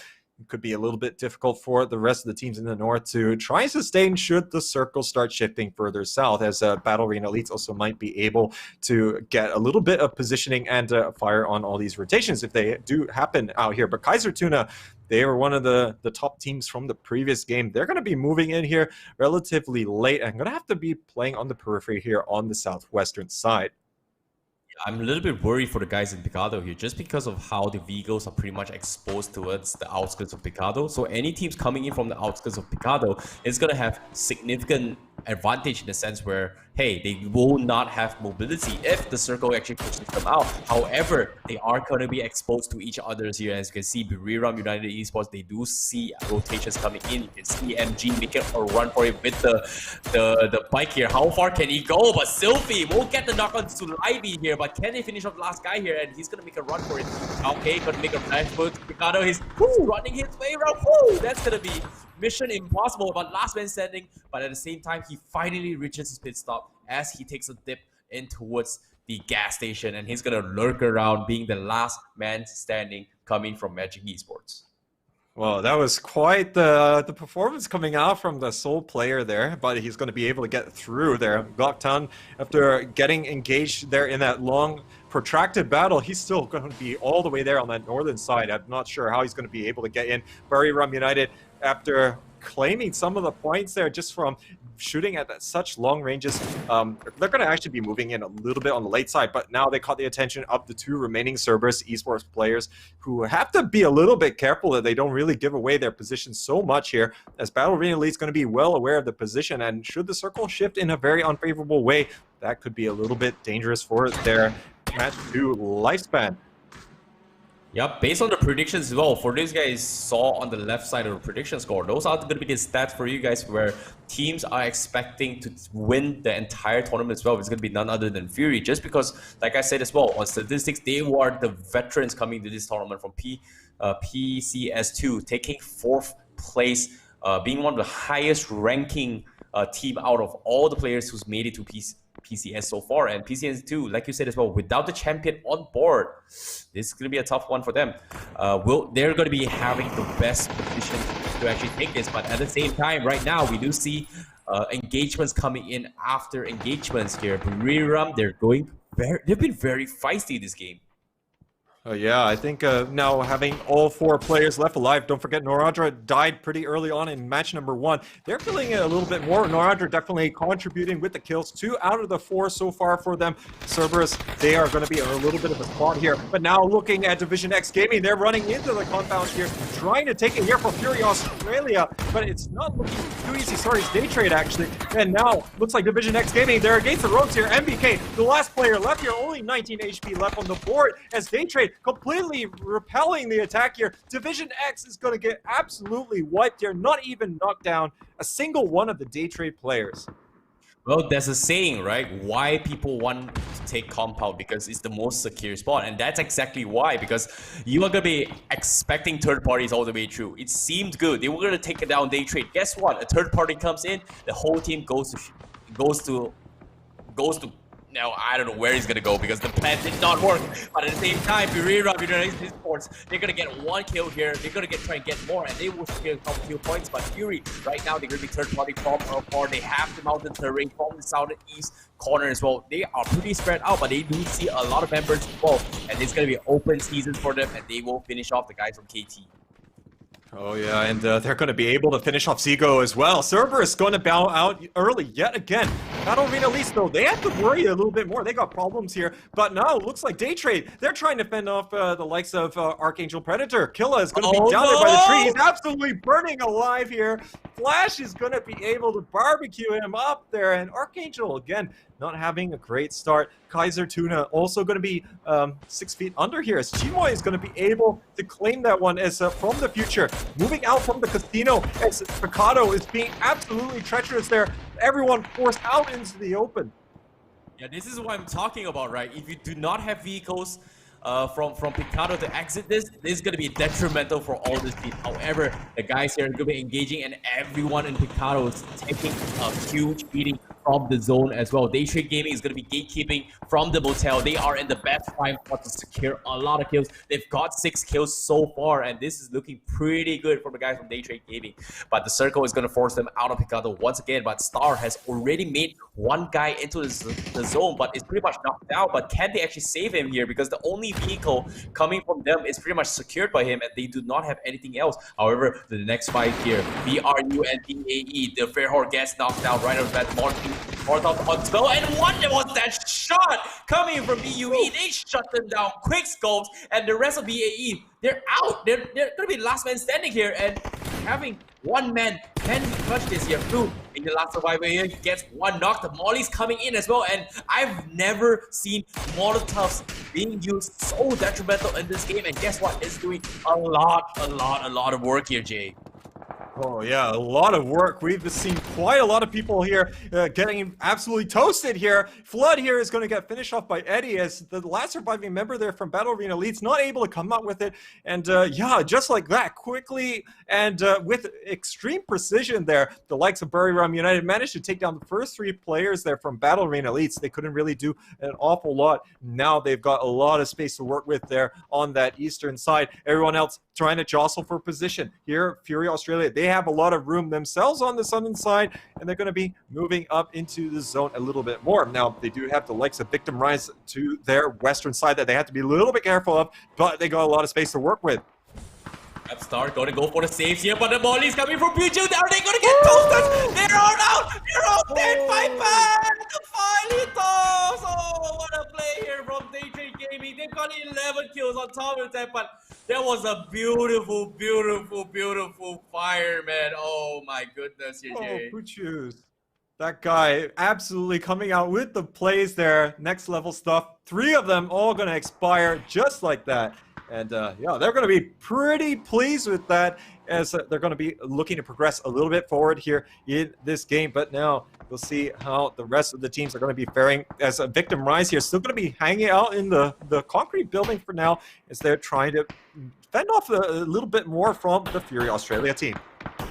Oh, they all burn, but at the same time, like you said as well, Fury, they have the advantage, but the only one that's going to be messing up the entire formation is the guys from Victim. But at the same time, once they clear Victim, they are in prime position to take any kind of fights here. And Fury so far, can they get the chicken? We're down towards the last 5 teams. Game Home is pretty much inside the middle of the circle, the closest to the next phase of the circle, but the circle going to be showing themselves in 3 seconds, completely closed in. You can see Victim, they have small edge and warehouse, but guess what? The circle is going to be in towards BRU. As soon as that happens, you can see they are already spreading out their forces, trying to control as much points as they can. Victim going to make use of the smoke. Oh, guess what? There's a random vent blocking his exit. Feels bad. The smoke did not help him at all.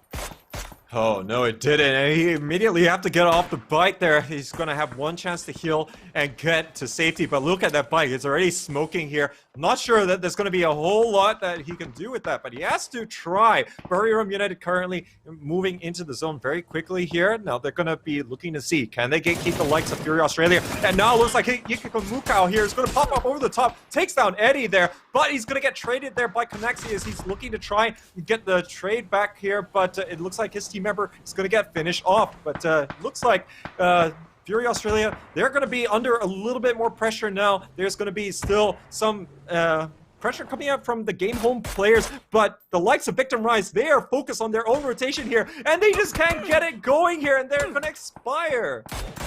Yep, great call there from Fury to shut them down. This is going to have them the best place to actually rotate the circle. They are still outside, but look at this. They have so much advantage. Ronan scouts out the guys from the left side as well. They trade. They're still in the stock spot as well. Game Home is pretty much trying to enter the circle, but they are on downhill, and one well-placed Molotov is going to shut them out completely, whereas all these gunfights are actually happening towards the southeast corner of the circle. BRU is just taking a chill. Oh my goodness! They trade! Kobe, what is the ticker? What a day!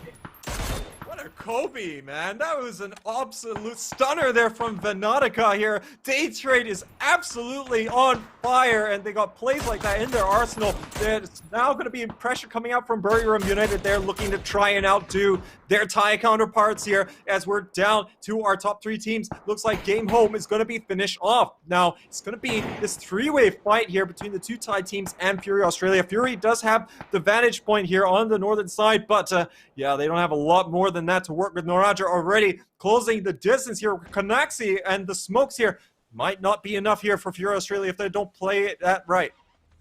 This is insane, Jay. We're down to this last 3 days. They have so many kills on top from Picado, and they seem to be the prime position to just shut them all out. Is this going to be the marathon, the unicorn, the rainbow game coming in from Day Trade Gaming? Is this going to be up and shining here? Because right now, Flash, they got one. He's going to go for it. He shuts them all down. Flash, what is going on? Day Trade Gaming, they're on fire. They've got 17 kills. They're looking to shut down the last team here. Guess what? The winners of Picado fight and the southeast corner, the king, It's daylight manning. They're gonna let him shine. It is the sunny days of Miramar and Day Trade Gaming. They are gonna try and close this out, but guess what? Connexi will pull in the full stops here, but Nautica gets knocked in. So it's gonna be 3v3 situation here, but they have the position to try and pick them up. 57 seconds before the circle closes in, and BRU, they are still at the edge as well, and they're not in prime position just because of how downhill works on their favor here. And with Buriram United Esports downhill here, I'm not seeing how Day Trade Gaming is going to be able to for BRU to actually push Day Trade Gaming right now. Yeah, I think Day Trade, they have got the positioning here and the numbers to really work out with it here. Now, of course, we do see that Buriram United has actually navigated a bit closer to the center of the zone. This is the final zone. After this, it's just going to start shrinking ever so much more. But Day Trade, they have 17 kills here on the board here after that. And then killing spree coming out there from Flash was going to absolutely decimate Fury Australia. But now Buriram United, they're trying to change the storyline here. They've got 10 kills themselves, and it's going to take a few early picks here for them to really try and settle the score. Yep, they need at least 2 pick-off here, but at the same time, JJ Gaming, they're already making them up for Nautica with the nades! Again, they shut them all down. Now last 2 men coming for BRU. Norris is gonna zone this way through, but you can see JJ Gaming, they're swarming like flies. They're gonna go for the push. The flashbacks coming in as well. Double flash as well. On top of that, oh man, it's gonna be some double. Norris will go in for the knock, and BRU, they lose. Oh, and JJ Gaming, they take the chicken dinner with 20 kills, and they are gonna secure it. Oh my goodness here, Jay. What an insane round, and oh my, little did they know, they did not do that well in game number 1. Game 2, they came back 2-0 strong, Jay. 2-0. Oh yeah. Day Trade looking absolutely dynamite here in match number 2, and they have to thank Nautica and Flash in particular. But I think across the board, you know, they had such good performances from all of their players there towards the end. It didn't matter how good the likes of Buriram United were going to be able to try and apply the pressure right at the end. But I mean, that nade from Nautica was absolutely sublime. And yeah, of course, Flash with the insta kill almost pretty much on the likes of Fury Australia in the top 3 situation. Absolutely scintillating stuff. And can't wait to actually see a little bit more coming out from Day Trade, who have always been there at APAC, but never really busted out with a 20 kill performance like that one. That's the thing, Jay. You've predicted this, right? Like, you've predicted right off the bat the previous champion did not make it. They were one of the most dominant team, and they did not make it. And you can see the improvements coming from all the teams here. Look at this. Day Trade Gaming, like you said, yeah, they don't really perform that much. But guess what? Now they're here, they're back, they're making a statement. We are going to be one of the best teams coming into this tournament. And guess what? We are going to live to talk the tale. And just from this game 2 as well, my mind's set up. This guys, they've got it. I think they're gonna make it top 3 all the way through, maybe. But that's the beauty of PUBG, right? Anything can happen. Okay, we are not just playing map Miramar. Miramar, so far so good. But we're gonna go into its Aaron Gill in game number 3 here, Jay. Can they keep up with the performance though? Yeah, absolutely. And yeah, we always tend to see a little bit of a speed bump for some teams between the 2 maps as we reach that transition point, but we'll see if they can continue on. But it looks as though we have a shakeup in the standings here. Buriram United also having a fantastic game. We'll see how they fare in our Erangel segment right after the break. You're listening to Play of the J and Icy Baby 1-2. Be sure to pick up the Mosin Nagant on Vikendi before you board the top-of-the-line locomotive. Convenient vending machines drop boost items on Miramar, and if you're quick enough, you can drive the Golden Murano. What a beauty! Just don't blow those tires running over a spike strip. Some folks remember a time before grabbing onto ledges was permitted in the official rules. A contestant fleeing the blue zone would leap for a ledge, only to remember it was an illegal action. Ooh, that's gotta sting! Luckily, vaulting and ledge grabbing were eventually made legal, and the Battlegrounds match excitement increased significantly.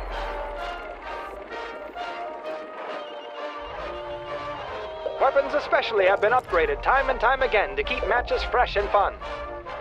Let's check in with these 2 contestants. Say that, which firearms are you fellas using? Well, those are fine weapons, but you're not making the most of them. Here, try this stock for your M16, and this red dot for your micro Uzi. We've made attachments easy to equip, so now they can slot automatically when you loot them. You can even quick swap them to new weapons you pick up. Gee, thanks, mister. Now you two run along and kill each other. Those two could have used some more time on Camp Jackal, our prestigious training area, to learn how to properly use weapons and attachments, not to mention all other facets of the battlegrounds. For those who prefer to practice on live targets, arcade mode gives you a different way to play, including the fan-favorite Team Deathmatch. Communication is key on the battlegrounds, so we've made it easier to share your plans with teammates, regardless of language. Spot pings and quick markers give information quickly and easily. You can even let allies know which supplies you need. Speaking of supplies, the best gear on the island is just a signal away when using a flare gun. Call in a special care package that contains crate weapons and gear, or the heavily armored and amphibious BRDM-2 transport. You there, you're leaving a valuable tool laying around. That gas can used to only refuel vehicles, but can now be used to set fiery and explosive traps. He's over here, fellas. Now wait for it, and blammo! Why, there's even a tool to deal with those pesky building campers. One stick of C4 is all it takes to send them scattering into the open, making them such an easy target that even little Timmy could pick them off. It's fun for the whole family. For those looking to prove what they're made of, Survival Mastery, Weapon Mastery, and the new Ranked Mode are all available to show the world you have what it takes, no matter the discipline. There are even special rewards for Ranked Mode that you can't get anywhere else, so rank up while the season is active. Yes, my friend, the battlegrounds continue to evolve, and Sanhok is getting the royal treatment with Season 8. Expect to see more on the loot truck, decoy grenade, and secret history of the legendary Sanhok 4 as Season 8 draws on. For now, drop into your favorite battleground and enjoy all the content PUBG has to offer. We'll see you next time.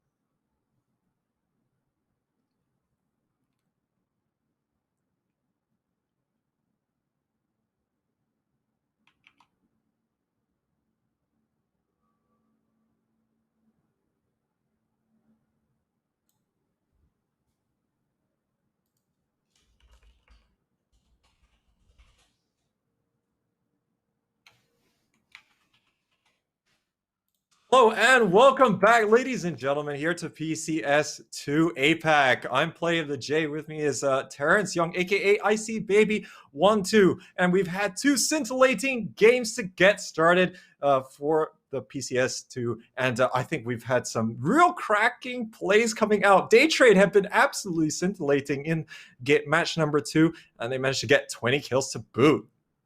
Yep, on top of that, Buriram United Esports, they made a comeback as well. They've got top 2, but the point system's difference from game number 2, right? Like game 1, Day Trade Gaming getting 30 points. Okay, it's super rare to see teams getting 20 kill points at this stage of this competitive level gameplay in tournaments as well. They've got themselves 30 points in total on top of the chicken dinner.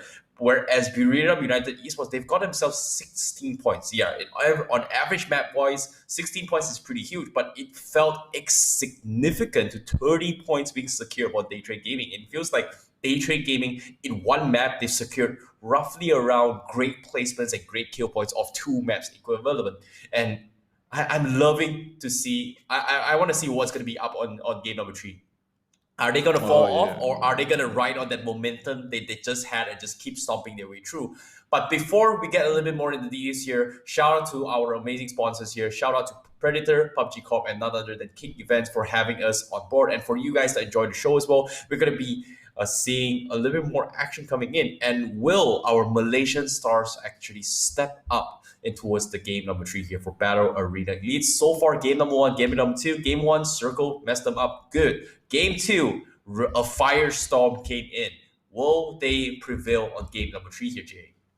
Yeah, well, I don't know. We'll have to see how they take these engagements, because it can be over in a blink of an eye. And in the previous game, we did see the likes of Buriram United completely overrun their position, leaving only Flood left alive here to fend off against the 4 remaining players. So a bit unfortunate there for Battle Arena. At least they're one of the teams there still looking to try and garner a little bit more traction here to really try and push them in the right direction. But of course, this tournament here is going to be spread across 6 days. So just give these teams a little bit of a chance, even if they have a bad day, to go back, rethink, and then come back the next day or the next week and come out with a good performance there. Because looking at the performances that we've seen so far over games 1 and 2, we've seen all sorts of teams rising to the challenge at different moments in time, whether that be with kills or, getting a good blend of the kills as well as positioning. So we'll see how that transitions here. We already have 8 teams with double-digit points. Let's see who's going to be able to rise to the occasion here in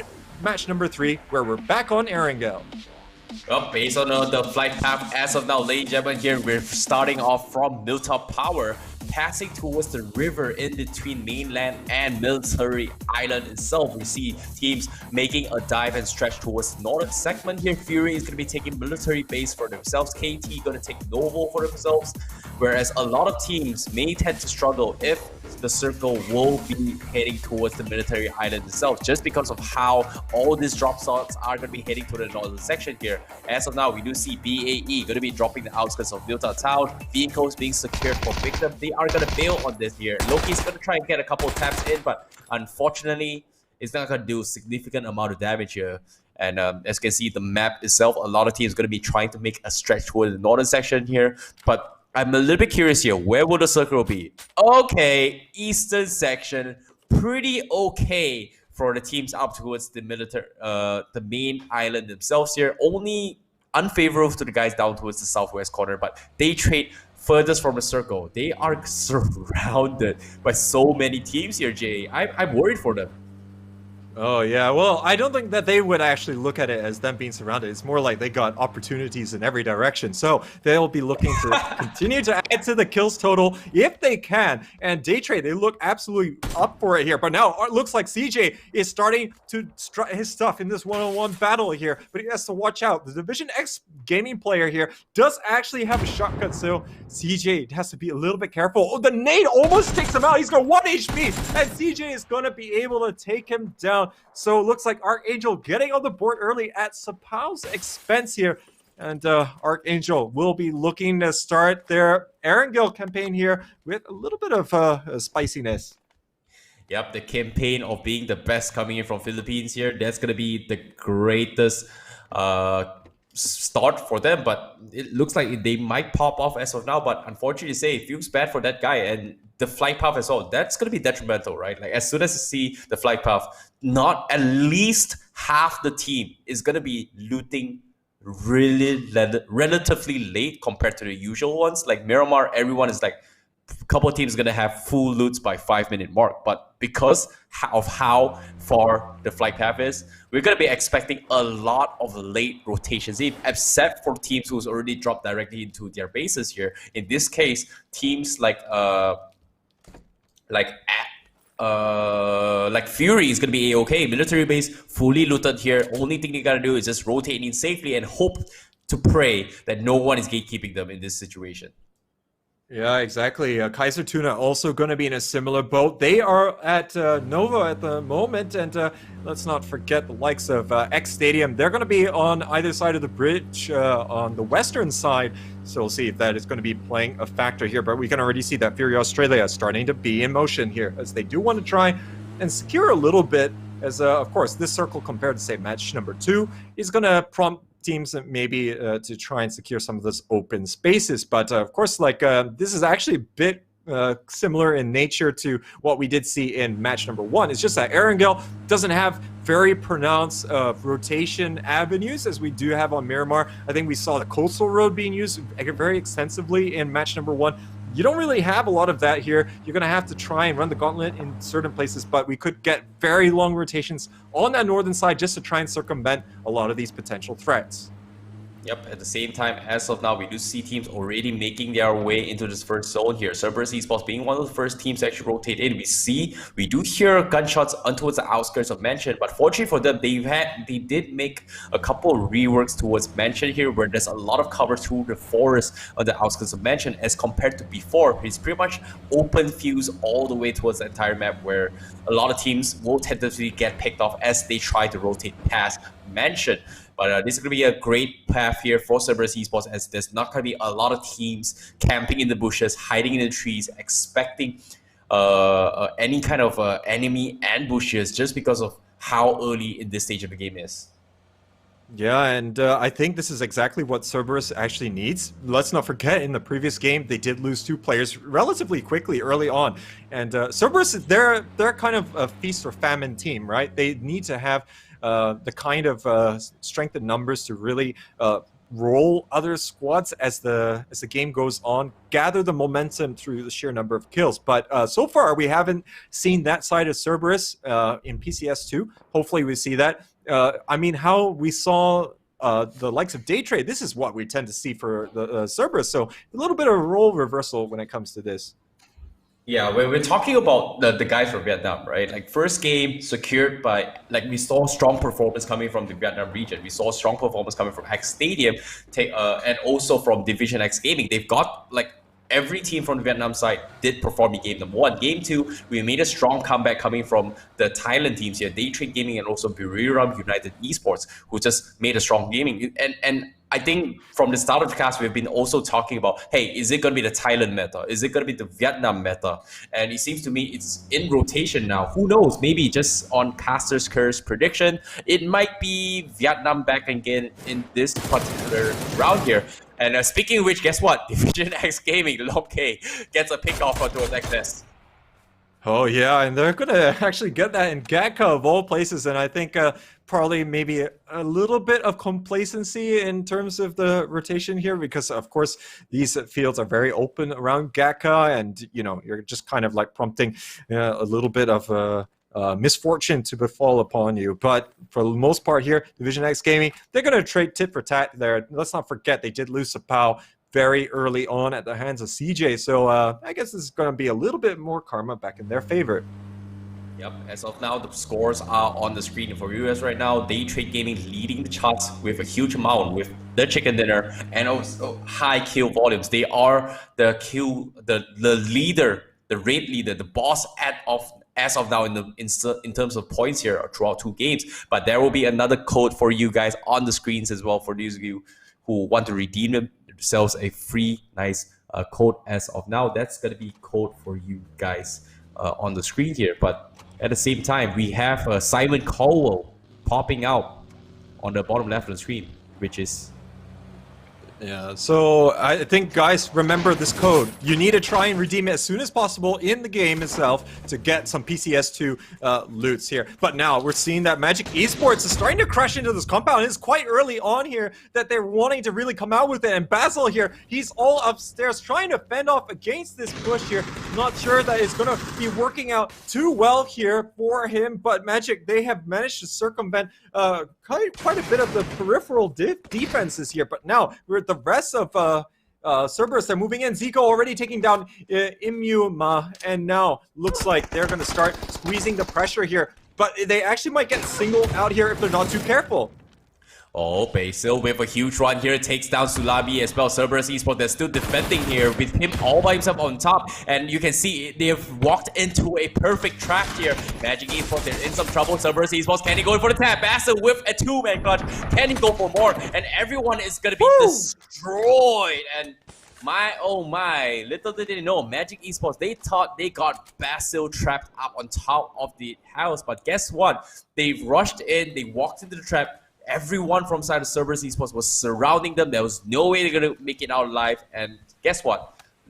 They won it. Cerberus Esports gets the frag. They needed it, and they got it. But the circle is going to push them towards the vicinities of Yasnaya. This is where every Western team is going to struggle here just because of how limited rotations are coming in, especially in towards Yasnaya Bridge and towards the eastern side of Rosok, where there's only 2 spots actually rotate in, and anywhere other than that, you're gonna be in a huge mess unless you make a run towards Yasnaya. Oh yeah, and especially looking at how the circle shifted, no one has dropped here from the start, so it's all fair game. Everyone is in rotation right now. From the Future is also trying to skirt past their sister team here from Indonesia, as Victim Rise is going to still be in the compound. Divine Esports trying to unload here as the passing rotation not going to quite be too close here to really tackle too much of the damage. Now, there is still going to be quite a bit of rotations coming in. We did see that Archangel was moving in from the blue on the northern side, but oh, From the Future here taking a lot of damage here. 1 HP left here as he's going to be able to make it here into the compound. Should be able to get off the hill, but yeah, that is he's got to be thanking his lucky stars for that one. You know what's really fortunate for him? I'm surprised he did not die when he slammed to the wall. If he did, if he slapped a little bit too hard, bye-bye. That's pretty close call for him, but still, he lives to tell the tale for now at least.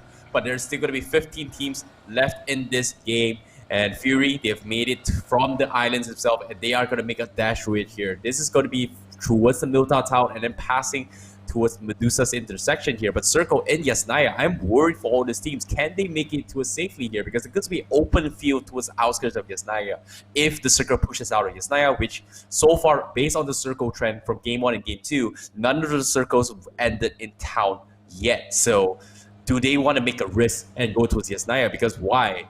Every team who's made it towards a huge town, a major town, pretty much gets shut down as the game progresses towards the later stage of the game.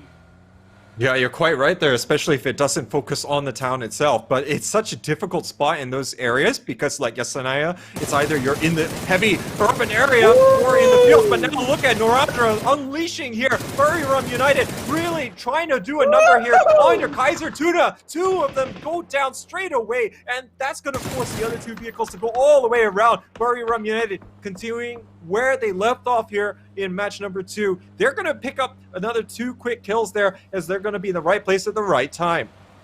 Yep, that's going to be the perfect roadblock once again here. And we did see these movements and playstyles coming from Buriram from game number 1. It just didn't work out in their favor just because of how the circle went in game number 1. Game 2, they did exactly that. They won that fight again. Game 3, this time, they're going to get a couple kill scores here just because of how much kill points actually give, especially towards the later stage of the game. Placement points, chicken dinner, 10 points. Nah, let's get 20 kills and get more points than the match points. Why not? Let's try and do that here.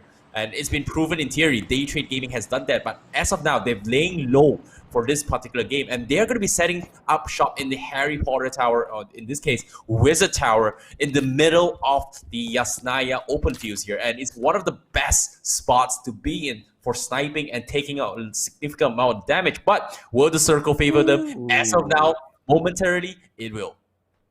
Oh yeah, and this is exactly the circle that they would want, and that's exactly why that tower is so effective here, because all these other teams, they're going to be in such difficult positions to really try and get in on that. It is just too much terrain that it covers here that everyone's going to be suffering by comparison. Now, there is going to be a loot crate right in the middle of the fields here that might offer a little bit of respite here. Divine Esports, they're actually attracting quite a bit of damage here, and I'm not sure what they're doing here. They must know that all these positions are occupied already, and you can see Levi's here actually going to be the vanguard here, and he's going to be attracting most of the fire here, but it looks like Turtle is going to be the first one to go down.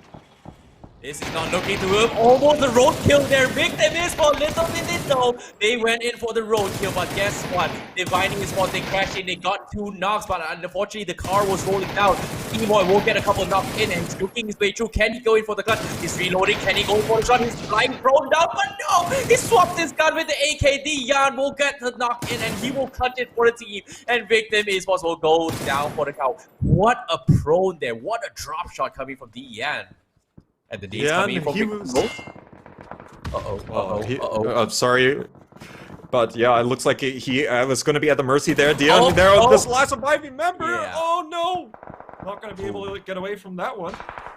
Well, the damage has been done. Victim is pretty much in the ditch right now, but little they know, the rest of the other teams are already walking past them. They've heard gunshots coming in. Will they come in and finish off the guys for Victim Esports here? But as of now, you can see sidesteps with the car here coming in from this particular guy is just going to be struggling. As you can see, a lot of teams are taking fire towards the vehicle. Vehicle taking significant amount of damage as well. Fury from military base has made it as well. They've secured themselves the mountain terrain to try to fight alongside Day Trade here, which is controlling all the facilities, and the only way they can get out of this fight unscathed is someone takes out Day Trade Gaming's vehicles, which so far is pretty much untouched. Nobody is securing the apartments area of Yasnaya to try and pick a fight with them. And because of this, every team who's trying to rotate in the circle are pretty much left stranded in the wheat fields just because of how detrimental vehicles are without a vehicle in these situations. Yeah, definitely going to be a factor for their consideration here. Now, from the future, they have got this vantage point here on the high ground, but there is going to be Buriram United starting to pressure them here, and looks like they're all going to take that position here on the hillside. They're all going to start moving up here with a little bit of that long-range fire, going to be supporting the advance, but now Konaxi is starting to peek up over the top. See if he can get a little bit more of a vantage point here onto the rest of the From the Future boys here. But now Circle here is going to start shifting a little bit more. And this fight has to be resolved soon because both of these teams, they're not going to be in a great position here to try and sustain into the later stages here. But currently, they're going to be taking this rather slowly. And I'm not sure if that's going to be good for their long-term longevity here. Yep, speaking of longevity here, BUE, they're going to go for fights here. They're going to try and zone out this particular mansion as well. One of the highest vantages in this game from the eastern side of the map. And as you can see, they are out in the open. They do see a couple of players coming in. They will get a couple of frags in. Noedra will get a freebie as well. EAD picking fights after fight. They're trying to rack up the kill scores here. But like I said, without vehicles, it's going to be tough for them. But at the same time, the circle is going to be closing in 15 seconds. They've done the damage here. It seems to me they are going to be bailing out here, stalling the time of FTF, and they will be the guinea pigs into this next phase of the circle. But Buriram will try and make a quick run for it to rotate in. But nades are coming in from BAE. That's going to be a huge one there as BAE tries to shut down the guys from Star. It's going to be payback as they are burning. But the nades from Linksy will destroy them. They get all wrecked. And that's going to earn themselves a lot of kills coming from BAE. Oh man, I think Linksy got taken down when he was priming the nade, and he managed to wipe out his own team members there. Astra is going to be bowing out quite early on here. Buriram, they've managed to navigate their way a bit closer to the zone here, but now they got MSC Therathon, but they're going to be able to take down Janku straight away. But now MSC Therathon might be able to have a say, throwing things back here. Oh no, Konaxi's going to knock over Naradra. But in the meantime, Eddie, he has got no time to look at that tragedy that's befallen his teammate there. Still trying to deal with MSC Therathon, but currently they're also maneuvering into a bit of a better position themselves. Yeah, this is going to be a tough one here for BRU. Just because of that small accident, they're going to delay their rotation for next pathing here. Nandu is going to be up there in FTF. They're going to be proning out and open, but like I said as well, they're on the outside of the circle. They have to make a run for it here, where Eddie, he does hear a couple of movements here. AWM being picked up from Fury. This is going to do a lot of damage here. EAD is going for the mini 14 cans. Can he finish him off? He's got the shot in. He needs one more in. But unfortunately, it doesn't happen here. But it seems to be BRU. They're going to give chase. They do find him up. But how did he land that shot? Noardra, he swapped his seats. He finished him off. What a play by Noardra. And he will secure himself another kill point for BRU. Yeah, these Buriram United players look as though they're trying to really maximize the time that they have in the game to see if they can get the same kind of kills total that we saw from Daytrade in match number 2. But they're going to continue onwards with the full strength. 6 kills already on the board. Meow, though, he's going to sit Teddy right down there from the future. They're in trouble. Oh, but the kill is stolen there. It's going to be Sophia there from Battle Arena Elites. Is going to be weighing in on that. Buriram, they're going to be looking for some revenge here.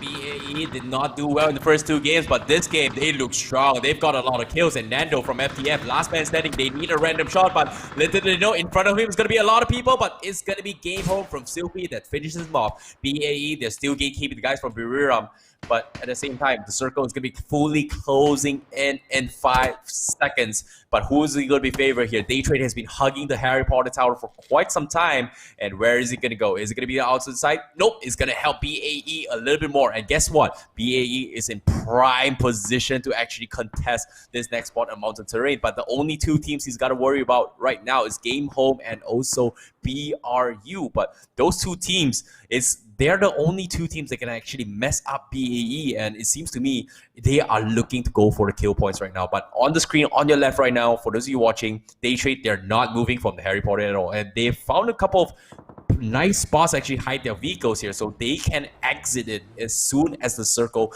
pushes them out. But as of now, they're gonna be sticking to the roots. Stay with the Harry Potter, man. Stay with the Harry Potter. Yeah, especially since they're right just inside the zone, and they could actually gatekeep the likes of Archangel Predator. They are still in Yasnaya. Now they're actually going to be corralled out here ever so much, so they can actually afford to shoot at the surrounding areas and utilize the mobility that they have parked there. Now, we'll see how these other rotations are going to be working out. For Australia, they're going in ham here, but it's going to be X Stadium that's going to unleash a little bit here, but they're going to think twice here. Victim Rise has to try and repel against this here, and it looks like Genfloss here, he's going to oblige. Joxy is going to get taken down here, but he is the last player left. It doesn't look like Chibrit here with much luck here, as he's really trying to survive against the onslaught, but Fury Australia, they lost 3 of their players are down on the ground here, but they have got Loki's to thank. They're going to take down Genfloss. Victim Rise getting eliminated here, but now Battle Arena Elites is starting to collect all of these kills here at the expense of Fury Australia, and nade, absolutely perfect from Tong K. Long K, what a shot indeed, but it seems to me the ditches in this vicinity has been proved to be detrimental, being set up the ambush from Victim. Every team who's passed by that ditch pretty much got messed up bad, but at the same time, Victim, they were also the victims in the crosshairs. They were setting up ambush. They got a couple kills here, but unfortunately, they will not live to tell the tale as BAE did secure the kill from the Mountain Terrain. Daytrade Gaming, they're still in the Harry Potter here, but Nautica gets knocked in, but they do see the movements coming from AAP, and they are out in open, and Daytrade, they are in prime position to fight this, but they're going to go for the rush. It seems to me that you are going to be forcing it here. Our Angel Predator, they're looking his way through here. CJ is in the vicinity. They have 1 member knock, and I don't think they hear the movements coming in, and smokes are being set up as well. Daytrade, but Nautica will get finished off. The nades are coming in, a huge one from there, and the mollies on top of that, and Daytrade will get 1 knock, makes it 2 potentially here. Archangel pretty much burning out life. He's gonna first aid, lurk into the smokes here, but the smokes are gonna fade away in very shortly here. Daytrade Gaming Flash is gonna lurk outside here, try and find him off, but Daytrade Gaming will finish him off, and AAP will get annihilated. Oh, Norin's going to be able to spot out CJ there, and yeah, just not going to have enough coverage there from the smokes. Looks like the next zone here going to be favoring Battle Arena Elites. They're going to be pretty happy. Look how much map control that they have on this southern side. They can absolutely gatekeep all these teams, and they're already putting pressure here on the Fury Australia. Now, there is going to be God Meow and the rest of Buriram United. They can actually transition here with a little bit of pressure off their heels here, as likely Game Hope, they're going to be focusing on the 2 members of Kaiser Tuna, but still going to be a tall order there for the Thai squad. They're going to actually go for this very far rotation, and not sure if that's going to really pan out. We do have a bit of presence from Battle Arena Elites, and that could be to their detriment. Yeah, that's the thing, right? BAE is known to be spreading out their positions a lot here, but before we talk a little bit more right now, BRU, they're going to catch against Geho here. Pre-fire side coming in, Sylphie will knock out God Meow, and Eddie's going to be the last man standing here. Corexi almost getting picked off as well. So low, nades are being popped in. He manages to pop his first aid kit. He lives to tell another tale here, but as of now, can he survive? These smokes are coming in. He's going to lob a couple of nades coming in, but no, he's burning. He's going to be okay there, but the vehicle exploding in his face, and he did not die. How did that happen? But smokes are coming in from Daytrade Gaming here, and Daytrade, they need to make a run for it here. Vehicles, they are forced to take a stop here just because of how many shots BAE is. And guess what? Battery, they've got 10 kills. Game Hope, they find another one, guys, from BRU, and now his lobbying days over. Eddie gonna be last man standing. He goes for a quick pick. He gets the advantage here. He gets the kill done as well. BRU, he's all by his own. Eddie's last HP. He gets another knock. A 2-man clutch. But he can get 4 more. He's so low. He needs to heal up. Sylphie is gonna go for the push. He's gonna get surrounded here. Can he go in for the clutch? It's 1v2. He's getting double push here, but he eventually goes down. He gets another knock, but unfortunately, the damage has been done. Oh! It got exploded. Third party comes in. Who shuts him down? Who was it? Who was it? Oh my goodness, Eddie with the plays there. Game Home, now they were closing things out as they should, but they didn't account for the burning vehicle in front of them.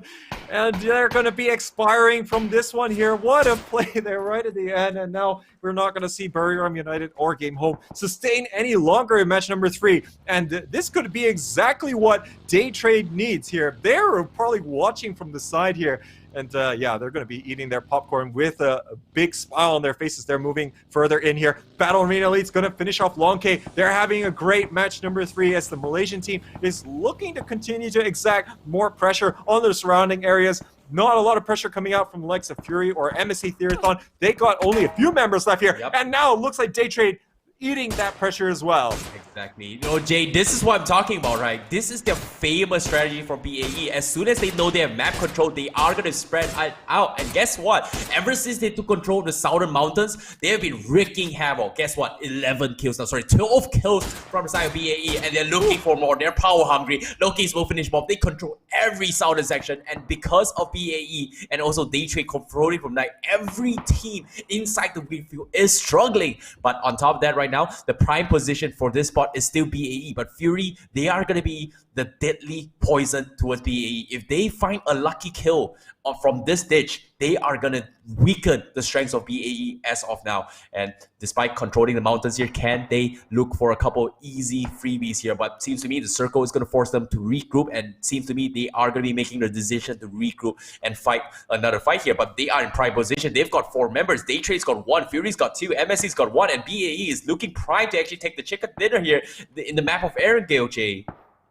Oh man, the circumstances are so tilted here in BAE's favor. Both the numerical advantage and the geographical advantage are going to be really big sticking points to the rest of the competition here, who are just not in a great position to really try and fend off additional pressure. All they can do is sustain. Fury Australia have to stay in the defilade, otherwise they are going to get absolutely picked off. As Yoshi Momburi here is still going to be the last player there for the likes of MSC Theathon. Now, Flash and one other member there from Daytrade.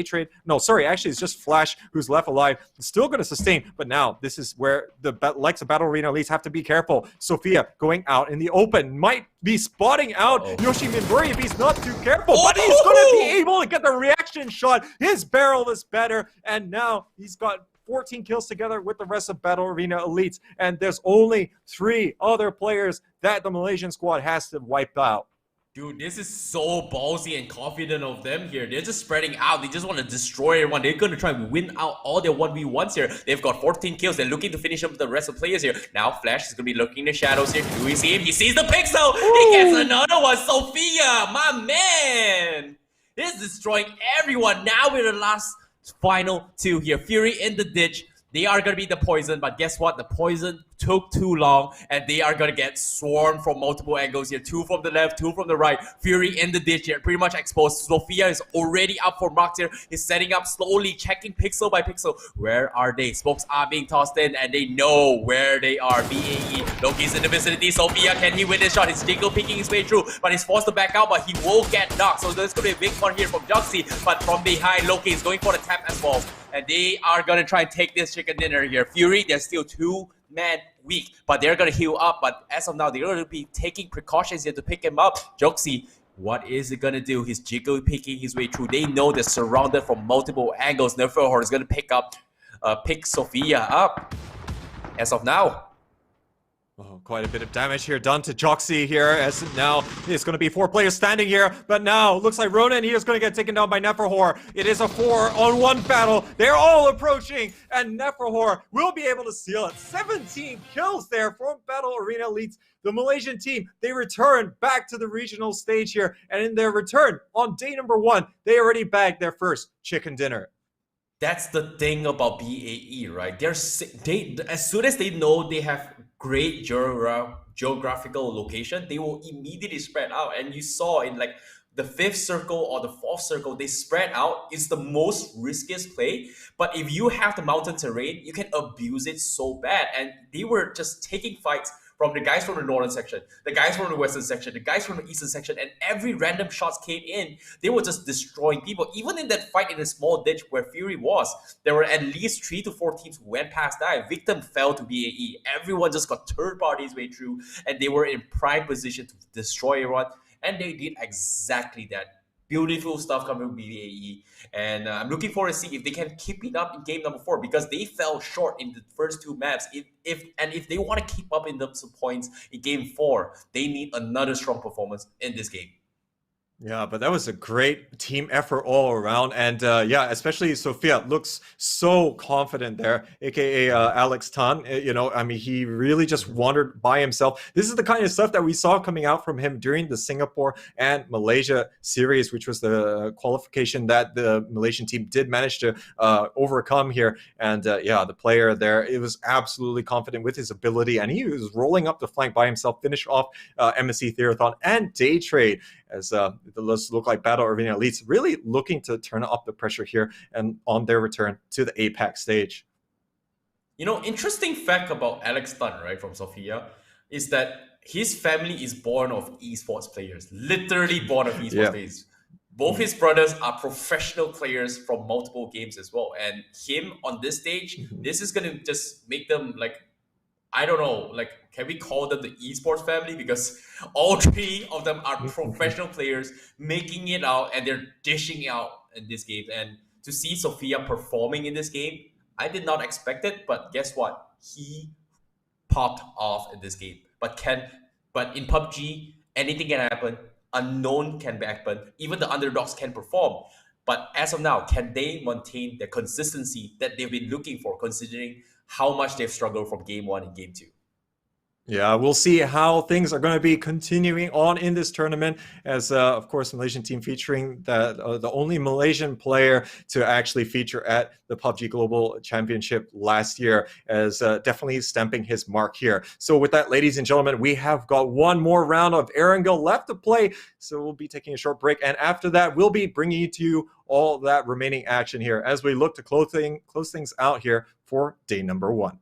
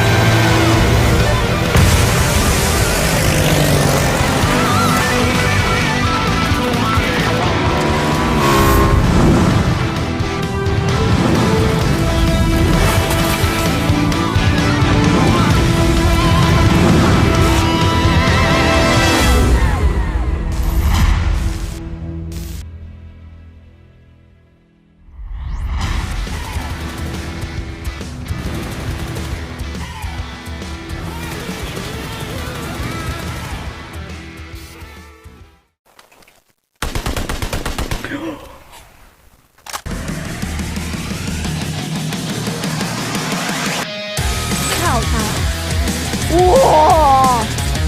这次是哇！4、5个急救吗？这个我。Level 3 vests and helmets with the... What the f? 이렇게?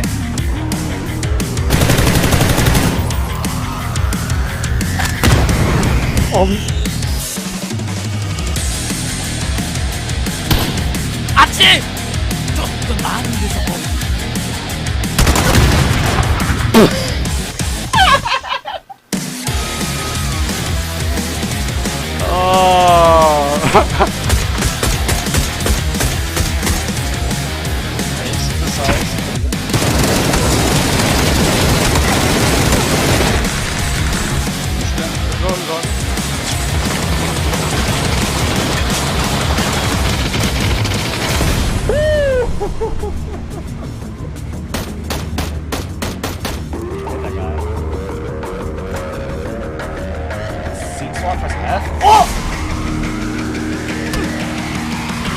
Oh, what?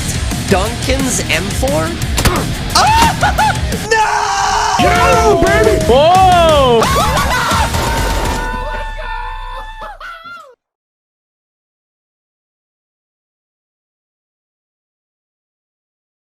Rolling down the lonely roads of Sanhok is PUBG's latest feature, a heavily armored loot truck carrying a treasure trove of gear for those persistent enough to take it down.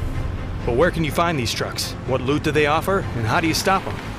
Loot trucks spawn exclusively on Sanhok and originate from one of several garages located around the island. When the match starts, up to 4 of these garages will release a truck, which travels roads around the island until taken down by players. Up to 4 trucks will roam the island at a time, and another will be spawned each time one is destroyed, up to a maximum of 8 total trucks per match. These heavily armored behemoths require a large assault to take down, and will push anything in their path out of the way. They can even resist the force of other vehicles running into them. In fact, the only way to stop a loot truck's movement is by deploying spike strips, though even then the pause is only temporary. Still, a stationary target is easier to hit than a moving one. Loot trucks take decreased damage due to their heavy armor, but they do have some vulnerabilities. Attacking the trucks from the sides will deal increased damage, and explosive weapons such as the Panzerfaust, which now spawns in Sanhok, pack a heavy punch against these trucks as well.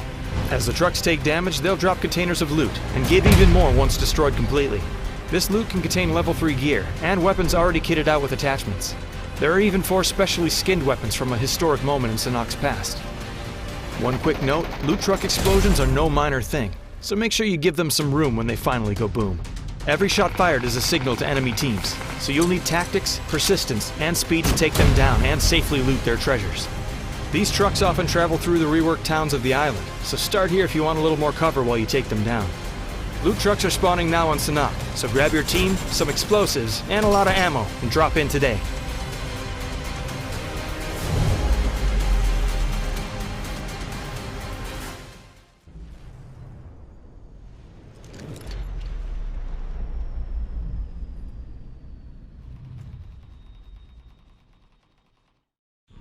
Update 8.2 has just arrived, and we've got plenty for you, including a new crate weapon, new throwable, cosmetic updates for a couple of weapons, and more. Let's dive in.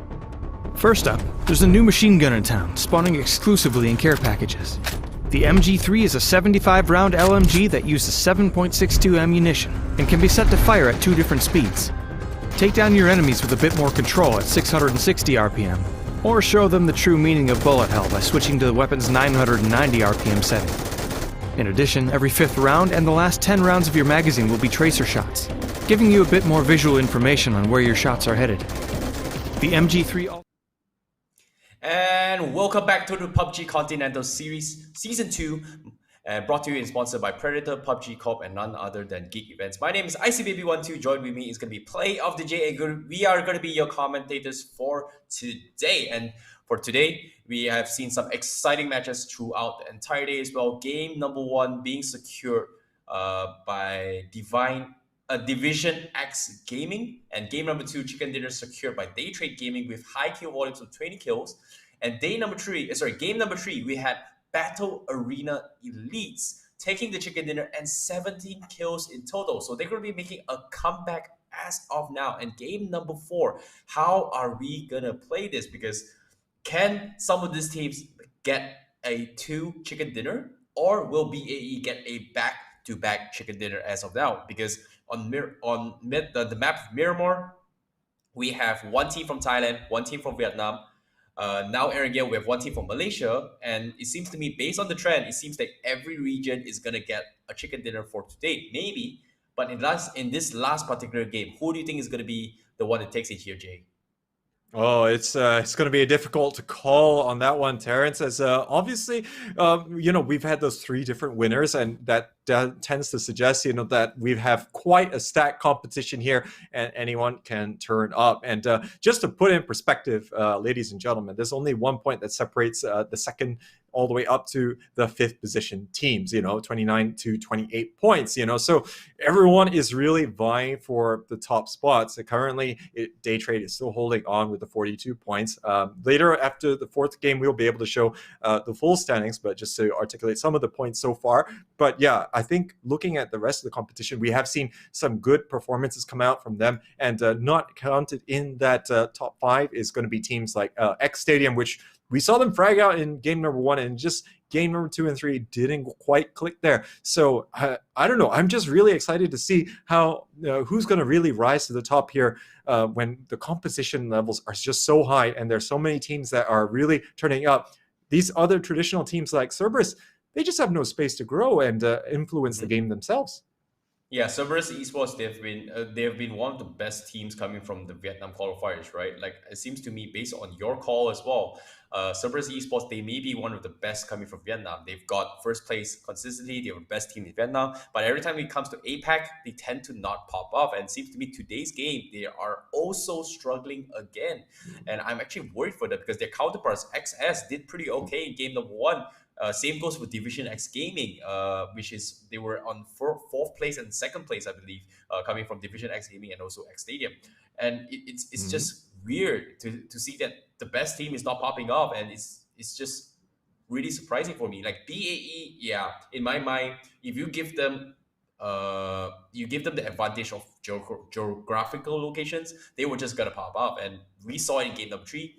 Yeah, that's how they play. And it's not many teams that are confident to do that here. But ladies and gentlemen, here, Jay, we are going towards the final map for today in the PCS Season 2. Jay, in the map of Erangel, what are we going to be expecting? Oh, we're going to be expecting more mayhem in Erangel, that's for sure, as definitely all of these teams are not disappointing so far here on the first day of PCS2. And I think we've been seeing a lot of unpredictable action here, and a lot of aggressiveness really coming out as well, right from the get-go. I think we saw that a little bit in the previous game, where everyone is a little bit feisty. Cerberus, we thought they turned a corner when they did actually manage to counter the home invasion that was being conducted there by Magic Esports, as they managed to wipe out all of it, but then it was going to be a bit short-lived as Cerberus kind of slumped back down to kind of performance that we saw from them in matches 1 and 2. Let's see if things change a little bit for them. Maybe a little bit of the pressure has alleviated for them, but who knows? Maybe they're putting quite a bit of weight on their shoulders regardless. But Battle Arena Elites, they have had a scintillating game number 3. They're dropping again here in the Milta region. This is their proving ground, but they got intruders in the form of Victim Rise. Yep. And as of now, we do see the guys from BAE. They are going to be dropping the Victim. They are going to be contested here. And I'm surprised to actually see them going for this contestation. At BAE, they have marked their spot for quite some time. But Victim, they're actually taking a page here to actually spread out between 2 guys in Farm, 2 guys in Milta. And if BAE knows that's only 2 guys, this is the prime time to actually gobble out these 2 members in the town. And you can see Loki does have a Scar L, does not have helmets and armory to actually work with, so he's going to try and regroup with the rest of the teams here to actually contest this. But this is going to waste a lot of time for the guys from BAE because they have to they are being contested for their drops here. Yeah, this is really going to throw a spanner into the works for their whole rotation phase. They actually just can't even safely get out from this location. As you pointed out, he has got no armor at all. So if Loki's takes one AR shot to the head, he's pretty much done for. And yeah, his teammate behind him doesn't even have any gun at all, you know. So this is really treacherous for them. And now Victim Rise is going to have reinforcements. They're starting to transition here from the farmland. And now they're going to have to really try and reposition here. There's not a lot that they can do to try and force things. Flood has got nothing. Oh, they're in some trouble here. They need Sophia and the Neferhor to actually come in for the saves here. But if not, they're pretty much done for the count here. And Neferhor is still doing the outskirts here, but Victim, they're slowly regrouping. They have 4 men already 2 across here. And I think the only safe path for the guys for BAE is to actually rotate through the beach, the shorelines here. But is that what you really want to do? Hands down, naked, and just running around in the open here. Flute does not have a single weapon. Ouch. This is not looking good for the boys in BAE. The only saving grace is that they're virtually smack in the middle of the zone. You know, that's kind of about it. But with half of them, you know, still running around half naked, I'm not sure that, yeah, this is exactly the round that they wanted. And now with the reinforcements coming out here, this is going to be difficult. Loki's taking a bit of damage here from the Tommy gun from Genfos. Now, he does not manage to loot up much more than what's in the building, but thankfully for him, it's a decently sized building. And now Battle Arena Elites finally are going to be able to try and move along the coastal side here. They just have to be careful. They don't give it up too much here towards Victim Rise, who, unless they get out of the buildings, they're not going to be able to really get any of these threatening shots there, and they should be able to get into the majority of Milta to finish out their looting phase.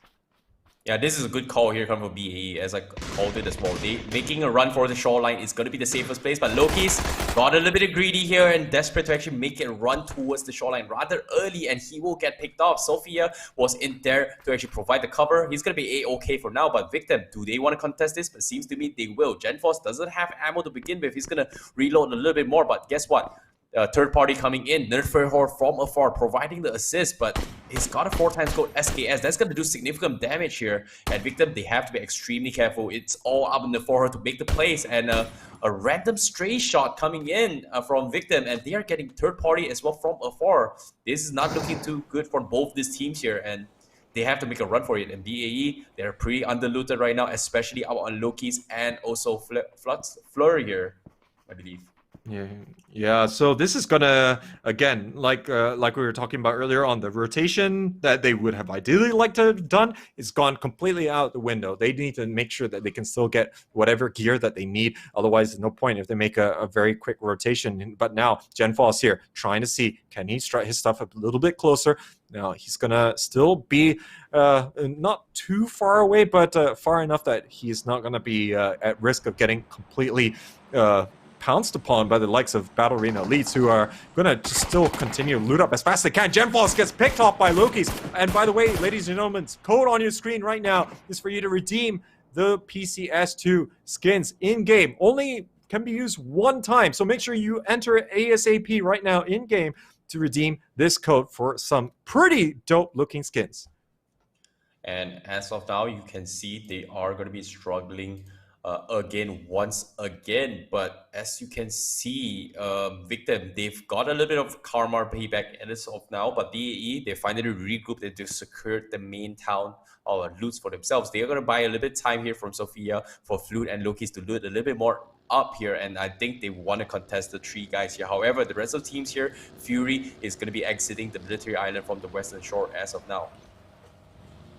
Yeah, so this is going to offer them a little bit in the way of options. Yeah, not really being one to try and challenge directly here. But it is going to be another factor in this long drawn-out saga, I would dare say as well. Depends whether or not they want to get aggressive here with the likes of Neferhor, who's still going to be occupying that position a little bit to the southwest there at Battle Arena Elites. But now Buriram United, they're going to be looking to try and exact even more pressure here at the hands of BAE. Now, they have been soaking it up quite well so far, despite the kind of hazards that they've been putting themselves in there since the start of the game here. But now it looks like Fury Australia might be moving into the backside of Victim Rise. Yep. And Victor Rice, they're pretty underlooted here, but Fury is going to be setting up shop, like you said as well. But seems to me, after hearing gunshots in, do they want to throw the utilities here? Victim, they don't have enough bullets to work with. They've lost Gen Force as well, but seems to me they need this kill, and they will get it here, and this is going to be loot for them. So there's going to be some saving grace for Victim Esports here.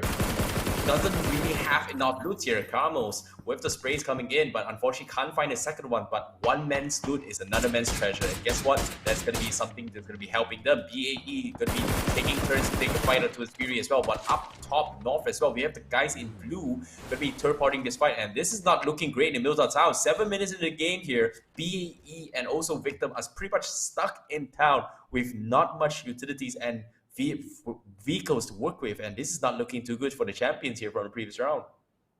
Yeah, and could be a little bit dicey, especially that now they have Fury Australia and Buriram United. Both are on that northern side of Milta, so that's going to be offering quite a bit of resistance. As you mentioned, they don't have vehicles, the likes of Victim Rise and BAE, so that could be a little bit awkward for them to transition out from there. The Graza available here in the loot crate, and Eddie seems to not be interested one bit. Definitely going to be prioritizing getting into a little bit of a better location and keeping his vehicle nice and safe.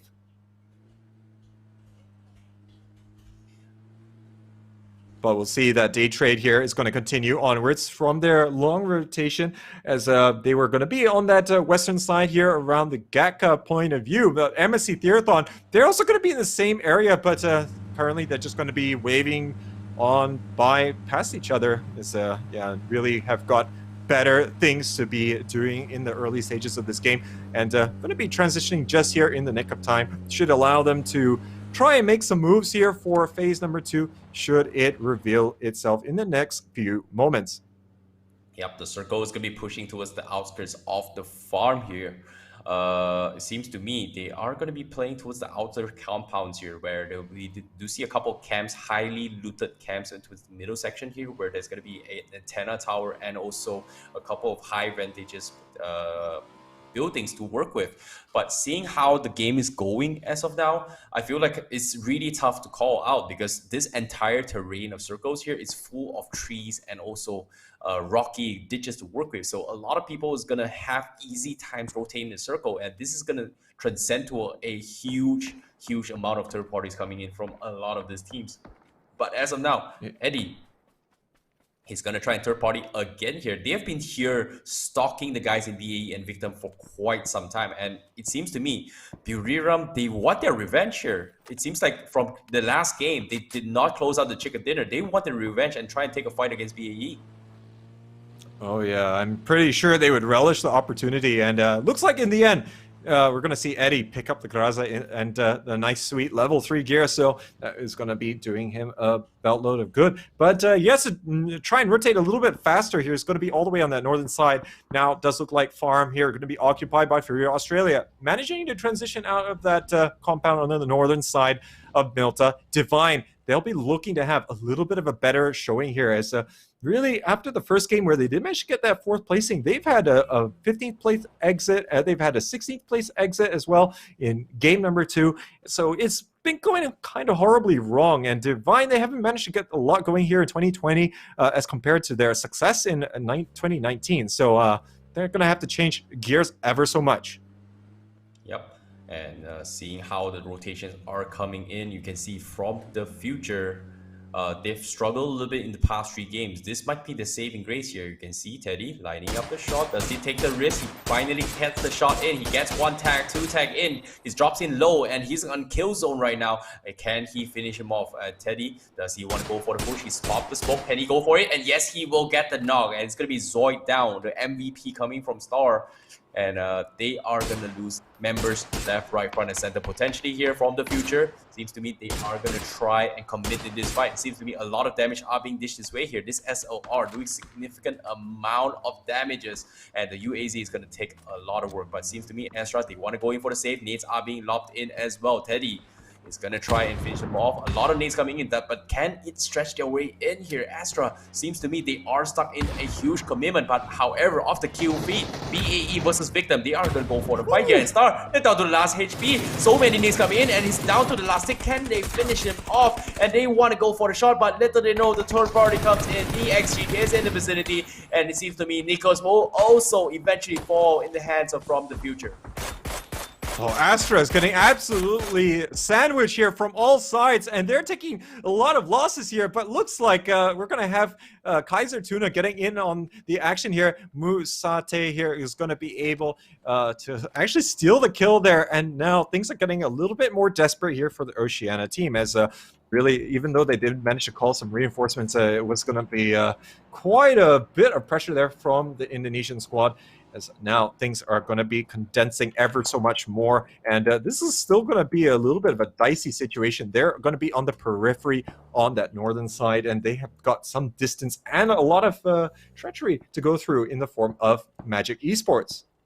You know, I'm looking forward to the fights down to the eastern side here, like BRU and BAE. They finally finished their small skirmish, which took almost forever, and Victim pretty much got shut down in those situations here. And right now, they do not have a lot of vehicles to rotate in, and this circle in the open fields towards the shoreline is going to be detrimental, especially if the circle pushes them towards the coastline, because that vantage point that guy had, it's one of the prime positions to go for long-range snipes, but it's going to be susceptible towards multiple open angles. That's going to be a really, really tough spot to actually fight in. However, now XS, they're going to be crashing into the circle here. They are going to try and commit against the guys from Day Trade Gaming here. Will this be that? Oh, what the?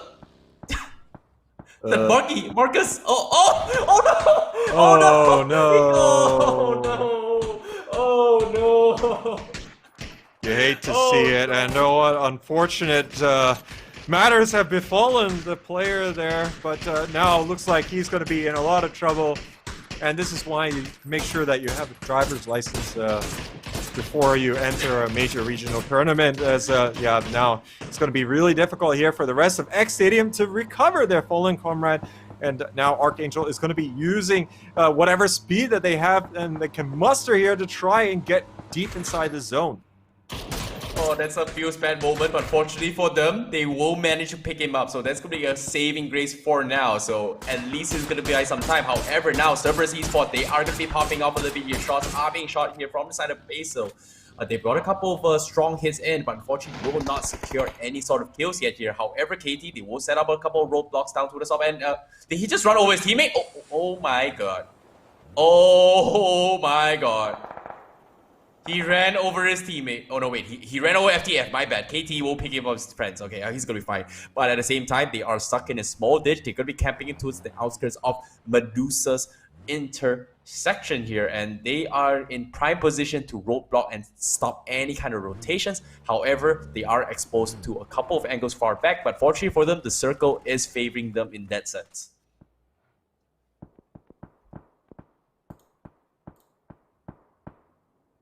But as of now, you can see a couple teams here, Division X Gaming, they are going to be pushing from the southern section here. Well, nothing much is going to be happening from Division X as of now. You can see from the northern section, it's going to be AOK, BAE coming out of Milta, saving grace for now. Circle, not too far for them, so easy rotations from them as well. Pretty much a lot of open fields towards farm here, but should be fine for now as they are pretty spread out. They've known that there's not a lot of players around as well, and last man standing from the side of Victim is already inside the zone. And what can one man do? A lot apparently, but seems to me against four guys marking the same window, I don't think he wants to take the risk. However, Victim, he's going to try and sabotage some of this team's winning grace here. In this case, he's going to try and pop off couple vehicles here, and he got one knock in. Haisaki will get third party from Fury, and that's going to be a kill secure from Fury. So that's going to be a small win, but this guy is going to be doing a lot of work. However, now Cerberus Esports, they're going to run in by another team here. You can see DXG getting slaughtered here as they rotated into the roadblocks of Cerberus Esports here. Well, Cerberus Esports going ham there, and Division X Gaming, they're their all or nothing rotations have really not been working out. This is the second time that we've seen them take heavy losses, but at least 2 of them managed to get inside the hut, and as crazy as it might be, that is actually one of the more prized bits of real estate that you can actually go for. And looks like Kaiser Tuna here taking quite a bit of damage here from the future, trying to see whether or not they can get some karma back in their favor. But looks like Astra, though, at the 16-minute mark, are going to be actually the first team to get eliminated. Well, that's a pretty long game here. Surprisingly enough, this circle, like I said as well, is pretty balanced. There's a lot of rotations in, and oh no, another accident. Will he get punished here? Shots are coming in, but at the same time, he's going to be A-okay. Another team's going to be engaging right now. It's the guys from Thailand here. They're going to be hitting on each other. Guys from below, Magic Esports from the downside. On the top side as well, we have MSC in the vicinity. Will they be able to finally frag out? MSC, one of the best teams from Thailand as well. Unfortunately, haven't been popping out, but eventually now he's going to try to land a couple of nice shots in. Rotated will knock on towards Tongke. And Tongke will go down. Boshi as well. They are going to be out in the open. Game Home. We're going to be third-partying this fight here. They are going to try and reap a couple of rewards in. Magic Esports landing a couple of SLR shots. Unfortunately, it doesn't get the knock in, but MG will get finished off by the guys from V6A God, and they will lose 3 members in this process. As the last man standing down in the open here, getting pushed from Zheng Yu, and he's got pretty huge hits here. 1 HP, eventually gets knocked down, and MSC will wipe out all 4 members from the side of Magic Esports. Oh, MSC Theathon with the aggressive rotation here, but Yoshi Minburi here, he's going to fall to the likes of Gameho, as is Rosita Jr., as now they're looking to continue to apply the pressure here and see if they can finish off the victors from the engagement. Now, there is still going to be a little bit more presence from those 2 remaining members of MSC Theathon, but they are going to be relatively spaced out here and not really going to be in the best of spots to contest 2 teams at once, especially when Cerberus is starting to look a little bit more resurgent in this game. Janku gonna get knocked down, and now MC Theathon, the reigning Thai League champions, are gonna be against the ropes. What seems to be yet again.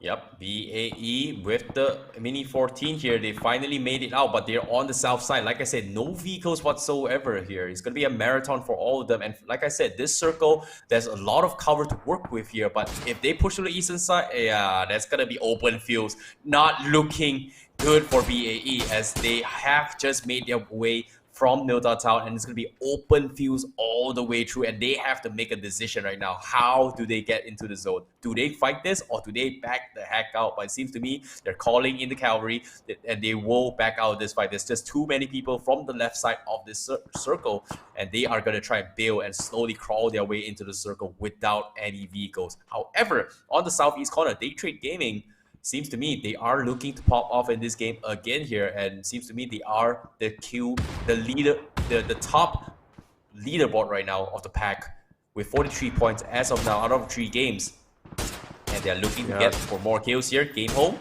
couple shots in, not gonna connect here, but oh, Turtle Jay. Whoa, whoa, whoa! Oh my goodness, looks like Levi's here gonna be absolutely nailing 2 of the members there with the nade there, blowing up the vehicle as well for good measure. Burium only have Konaxi, he's running away, and we're seeing that the X Stadium here, they're gonna get finished off. Day Trade Gaming absolutely annihilating them as they were all trying to move in on that southern side of the zone, and Day Trade is gonna be thanking them for all the nice loot there, but Konaxi running straight towards Victim Rise. That's not going to be good for your aspirations to win out on the final game. Chibrit is going to be able to claim that. Yeah, Victim is gonna be pretty happy about this year. BRU was the one that actually disrupted their fight in Milta against the guys from BAE, and they got that kill. That's gonna be a small win for him. But as like I said, he's the last man standing. He's gonna get a couple of loots, and that's gonna help him crawl his way for a couple of placement points here. The guys from Victim is gonna be all hopes on him, but Molotov's being dropped in from AAP. He's gonna try and burn here. Can he heal him in time? No, he will not. Fergus will get knocked in, but there's gonna be one guy and outside as well. Another nade's being lobbed over. Can he get him? He dodges the nade once again, but eventually the fire will finish off Fergus. The nades are coming, Molotovs as well, vehicles getting exposed, another nade as well being tossed out, expecting a push, but the Molotovs will go in and he will eventually kill himself here somehow. Going down, not giving away the points. He's gonna give it a couple of freebies to AAP. Yeah, well, I think it's a little bit unintentional there, but now we're seeing Norians here starting to ingress onto the territory there held by Battle Arena Elites. They're going to be well aware of the potential threat here, and it looks like Archangel as well is going to put a full stop here onto the advance there from the likes of Daytrade. Now, it's going to result in Cobbs getting knocked down here. There's going to be a little bit more pressure from the likes of Daytrade. Now, they could still use the 3-man advantage here. They're going to seal that kill first while they try and see how they want to try and navigate through this. Do we try and finish off the rest of Archangel, or do we try and take down the likes of Battle Arena Elites?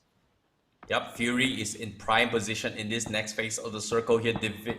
Divine Esports is going to be making their way from the northeast section here. Not much contestants, and they have vehicles to work with here. The southern section is going to be taking a couple shots in, but I'm pretty sure they're going to be A-okay. But this circle, open fields after open fields, but fortunately for them, they have the vehicles. They will be able to set a couple of campfires in this process. Yeah, Divine really going to be setting up shop here, as they already are going to fortify the position quite substantially. They can probably expect to see them permanently destroy their vehicles even. But now Battle Arena Elites, they only have one vehicle themselves. This looks like a little bit of a risky proposition here. Flood going to be hanging back here, see whether he can offer a little bit of cover. Now they're going straight for Fury Australia here. Look at all the smokes popping out here. This home invasion is starting as now Loki's pushing in here. He's going to get the first frag there onto inside. There's only going to be Joxy left here up in the tower, and he's going to be trying to hold this with his life. Expect to see even more utility pop through the windows here as they look to expose that final player from Fury. Holy cow, what a play here from Battle Arena Elites here. They made the aggressive push, they got the job done. Now they have compound and they have prime vantage point to work with here, but at the same time you can see Neferhor trying to save his member who's pretty much straddled all the way back. Joxy will take a shot in and they will lose fruit in the process, and Sophia, despite that, he will be still survive this. The nades being lobbed in and they will try and clear the guy in Joxy up top here. As soon as this guy is down, BAE is going to be able to regroup himself, but as of now they're separated from Sophia and also the gamers here, but Sophia will eventually get knocked down from the side of Divine Esports here. That was a nice play there, but there was nothing much they could have done here. Fury, Joxy in prime position. They will be sharing the compound as of now, but at the same time, they're just shots being dished out from all the angles here. It's all up towards Loki's and the Neferhor from the BAE to try to fight this fight, but now the nades coming in. Game Home will burn them all alive. Daytrade is out on 7th place. Oh, not a lot that they could do with that advancement there, as Divine really also trying to put it absolutely difficult for them. But all of these nades are being dodged here, as none of them really getting into the small room there, as Joxy's able to sustain onwards here. And when he did eliminate Flood a bit earlier on, Flood was the player that was hanging a little bit further back there for Battle Arena Elites, not able to join up with the rest of his team members. Currently, they're going to have 2 members there down in the bottom side. But now, looks like Divine Esports is going to be licking their lips with anticipation here, as they're going to be handed quite a bit of luck here by the next zone. Well, BAE will eventually wipe out the guys from Victim again here. They will be on top 5 position once again here. It seems to be BAE. They're making a strong standing in this particular game once again in Arrogate, but it's all up to Loki's and Neferhor. Can they make the play? Joxy is still up on top. It's going to be a huge factor for them. 20 seconds on the clock, and they will be rotating into the next phase of the circle. KT will be one of the first teams to try and make a movement here, but Divine Esports, they are already set up shop. And fortunately for them, they have a supply crate for a little bit of cover, but it's still not inside the zone though. Game Home Esports on top of the mountain, making their way down as well. And will the nades lob in? Is a little bit too far off, not going to be able to connect this. And Divine Esports, they know what's coming. They know KT's coming.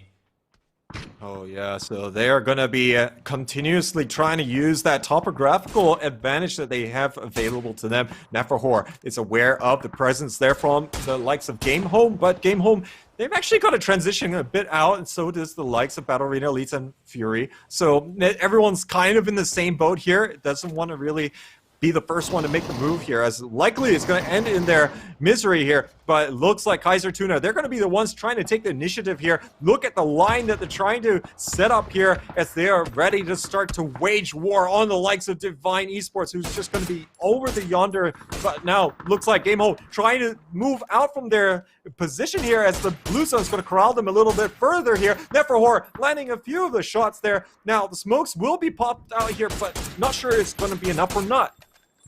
Yep, this is going to be tough here, but at the same time, they're in prime position to go in for the flank here. They've lost their vantage point here just because of the circle coming in. Game Home, they have to make a run for it here. Divine Esports set their crosshairs on towards them as well, and if they take them down here, BAE and Fury is going to make a run for it here, but it's not a great time for the guys from BAE just because of how Fury is still up there. Who may be a problem for them, but circle coming in. Joxy is going to play the healing game. He's only got 1 first aid. Don't think he will survive it here, but as of now, the smoke criminals are coming out. BAE making a run for it, but they will eventually bleed out here, Joxy. But the circle will force them on towards the favor of Day Trade. Again, we are down towards the last 40. BAE at the edge of the circle. Divine Esports taking a couple shots in. KT will get down. Joxy will go fall off as well.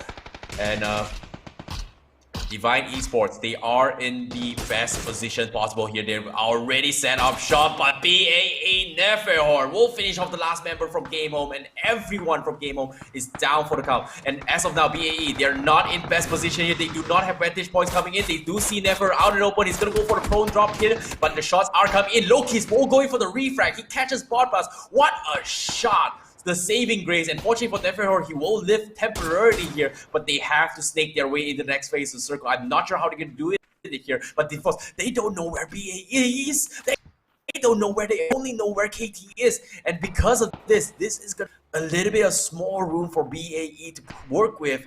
But is it going to be enough? It's 2 men there, and it seems to me they are tag teaming towards KT here. And KT, they're taking a lot of damage. Woo! And with Loki's with the shot, and they all get shut down. Divine Esports, they lose it. And we're down to the last 2 teams. BAE, they somehow made it into the top 2. How in tarnation did they make it? Guess what? They're top 2 in the rankings right now. Oh yeah, now they're duking it out here right at the end here with Divine, but Divine with 13 kills, they're looking to turn the corner here in their results, and they're going to be pressing the advantage. They're moving much in the same way Battle Arena at least did in the previous match here. They're going to land a few of the shots there, but Neferhor is going to continue to try and repel this pressure here. Levi's moving in though. He's going to take down Loki's. It's a 4-on-1 situation here. The captain versus the world here, it would seem, as Divine Esports all moving in. Look at how many flashbangs are flashing out right now. It is making it absolutely difficult. Divine Esports, they're going to close things out here with the 15 kills in tow. That was a really, really tough fight to begin with, and we saw the plays coming in from BAE and also Divine Esports, but eventually Divine Esports had the better end of the stick here. They were one of the first to set up shop, and we talked about this. Vehicles are extremely important. Try to save it as long as possible, and as soon as they got in, they set up a campfire. They were just taking fights after fights. Game Home was pretty much pinned between multiple angles as well, and the only team that I did not expect to make it to the final circle was BAE, because from the start to end, it was a full-fledged fight all the way to the end. And guess what? They somehow survived and made it the top 2. And from the Malaysian team, this is a strong performance, because in the map of Erangel right now, just for today's performance, they are undeniably the best team in the map of Erangel. Oh yeah, and Erangel has definitely been good to them, and despite the bad start, let's not forget they were had a spanner thrown in the works there in the form of Victim Rise, who actually went and looted up in the same location, and it really just delayed everything into later stages, and they managed to actually get Loki's out after getting knocked down in that very awkward position. And don't forget, Fury Australia and also Buriram United all moving in the same region and making it absolutely dicey for them to try and come out with it. But yeah, they showed great tenacity, and they managed to sustain with only the 2 players, and making it through that at the expense of both Game Home and also Kaiser2. Definitely one to be applauded by. Well, momentarily, we're going to be gathering throughout the entire scores for the end of the day out of all formats. But as of now, it's going to be a recap for you guys of what exactly happened in this final match here. And I'm loving how they actually play it here. By the end of the day, on the rankings-wise, BAE, with that strong performance in Erangel, the third game, now with fourth game here, I'm pretty sure they are pretty much in the top 2 position in this region as well. Guess what? They had poor performance coming from Miramar, but anything can happen, and they've proved themselves they are one of the strongest teams coming in the tournament, alongside Day Trade Gaming with the 20 kill volume coming from them in the map of Miramar. And I'm looking forward to see how all these teams are going to be coming in. But guess what? Divine Esports, with this beautiful play, they were the teams that got a chicken dinner in this final game, and they finally got what they deserve. Let's not take credit away from the glorious win of Divine Esports, because they worked their sweat, they've got the vehicles, they've won all the single-handed fights, and they destroyed. Eventually, they deserve the win. However, a little bit lackluster here for Division X, but BAE on the recap. This is what I'm talking about. This decision to say, you know what, we've only got one vehicle, let's make a push. We gotta make the best out of the worst situation, and they did exactly that. And it's just unfortunate that like they tried to send one guy all the way back to kind of like take that fight to like, hey, in case if we 3 of us die, we have like one guy to play for placement points. But as soon as they made a decision to rush into a Harry Potter, they won that fight, and it was like, okay, we've got 3 men in. You know what? Let's try to play safely. Let's play a little bit greedy. Let's try and pick out the rest of the members behind. They sent one guy to pick him back up, but unfortunately, on the process, he was picked off by Joxy, which is the guy who's so annoying on top of the Harry Potter here. But Jay, this is going to be the score for match number 4. Divine Esports, 25 points, and that's going to really help them assault the standings. But Battle Arena Elites, they're looking to really cement themselves there at the top as well. 13 points going to do them a wealth of good.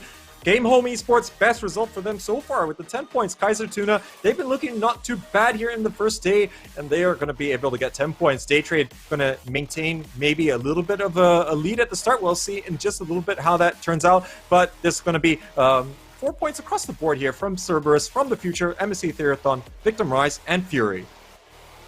Yep, and Archangel Predator will be on the 11th place here. X Stadium on the 12th place. Buriram United Esports fell a little bit short in 13th place here, but my oh my, top 5 damage for number 4 is none other than Loki's. He did so much work on Loki's here, doing significant amount of damage here, and his shots has been insane. Even that in that final round, right, where the 2 of them had to rotate in, Neferho was pretty much pinned down. He immediately tagged whoever was shooting at him and knocked him off on his trails. And on top of that, the guys from KT tried to rotate in, he destroyed them as well, which is an insane run from him. And this is going to be the overall score throughout all 4 games. Day Trade Gaming leading the pack here with a total of 49 points. Not far too behind, it's going to be Battle Arena Elites on 2nd place with 41 points here. Malaysian Pride Elite here, Jay.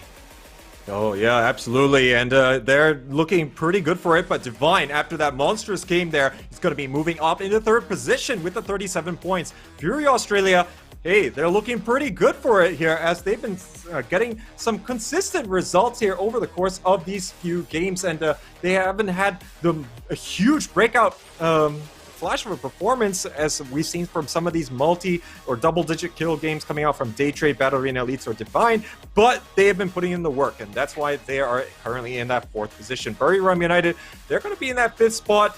Division X, despite winning the very first game, they have sunk all the way down to 6th position. Yep, and Kaiser Tuna will be on the 7th place here. Pretty tough run for them, but still on the final match, getting a top 3 position is pretty okay. So it's going to be a little bit points for them heading their way with 26 points. Game Home Esports on the 8th place here with 23 points. X Stadium with a first game dominant performance here. Unfortunately, it hasn't been successful in the previous games to come.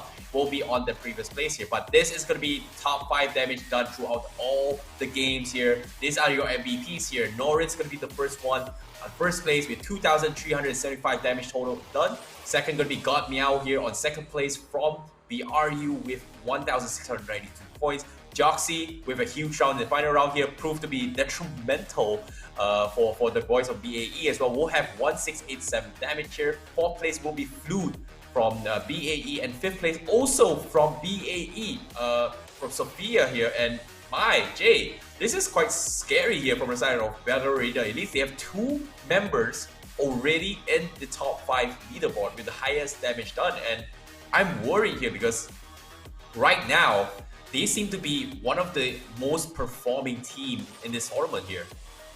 Exactly, and I think two good results on Erangel back-to-back definitely helps in that regard. In terms of our top kill leaders after 4 matches, we have Venautica, 14 kills. Let's not forget Norins as well from Day Trade, 10 kills there as they both break the double-digit barrier. 8 kills apiece for Joxy, Sophia, and Eddie. And yeah, Day Trade, they did have that monstrous game, and that's why they're currently still in that first place here. And Venautica, let's not forget how he got those 14 kills. You know, I think that one nade, which just did so much damage in Miramar, was a thing to behold. Sophia has been looking absolutely confident for Battle Arena Elites, definitely strutting stuff there. As let's not forget, he even though he didn't get into later stages of the last game, you know, it says a lot that he's able to still get 8 kills despite the stage where we currently finished. Yep, and that's pretty much it here from PUBG Continental Series Day 1 for today here. And it seems to me we've got a couple of grabs of who are the stronger teams here, but anything can happen, right? This first time playing for this tournament, and to see all these teams adjusting and adapting game 1, I feel like the biggest improvement in today's tournament would be none other than BAE. First 2 games, it was pretty much a garbage run for them. Like everywhere they went, they got gatekept all the way through. Game 3, what was that?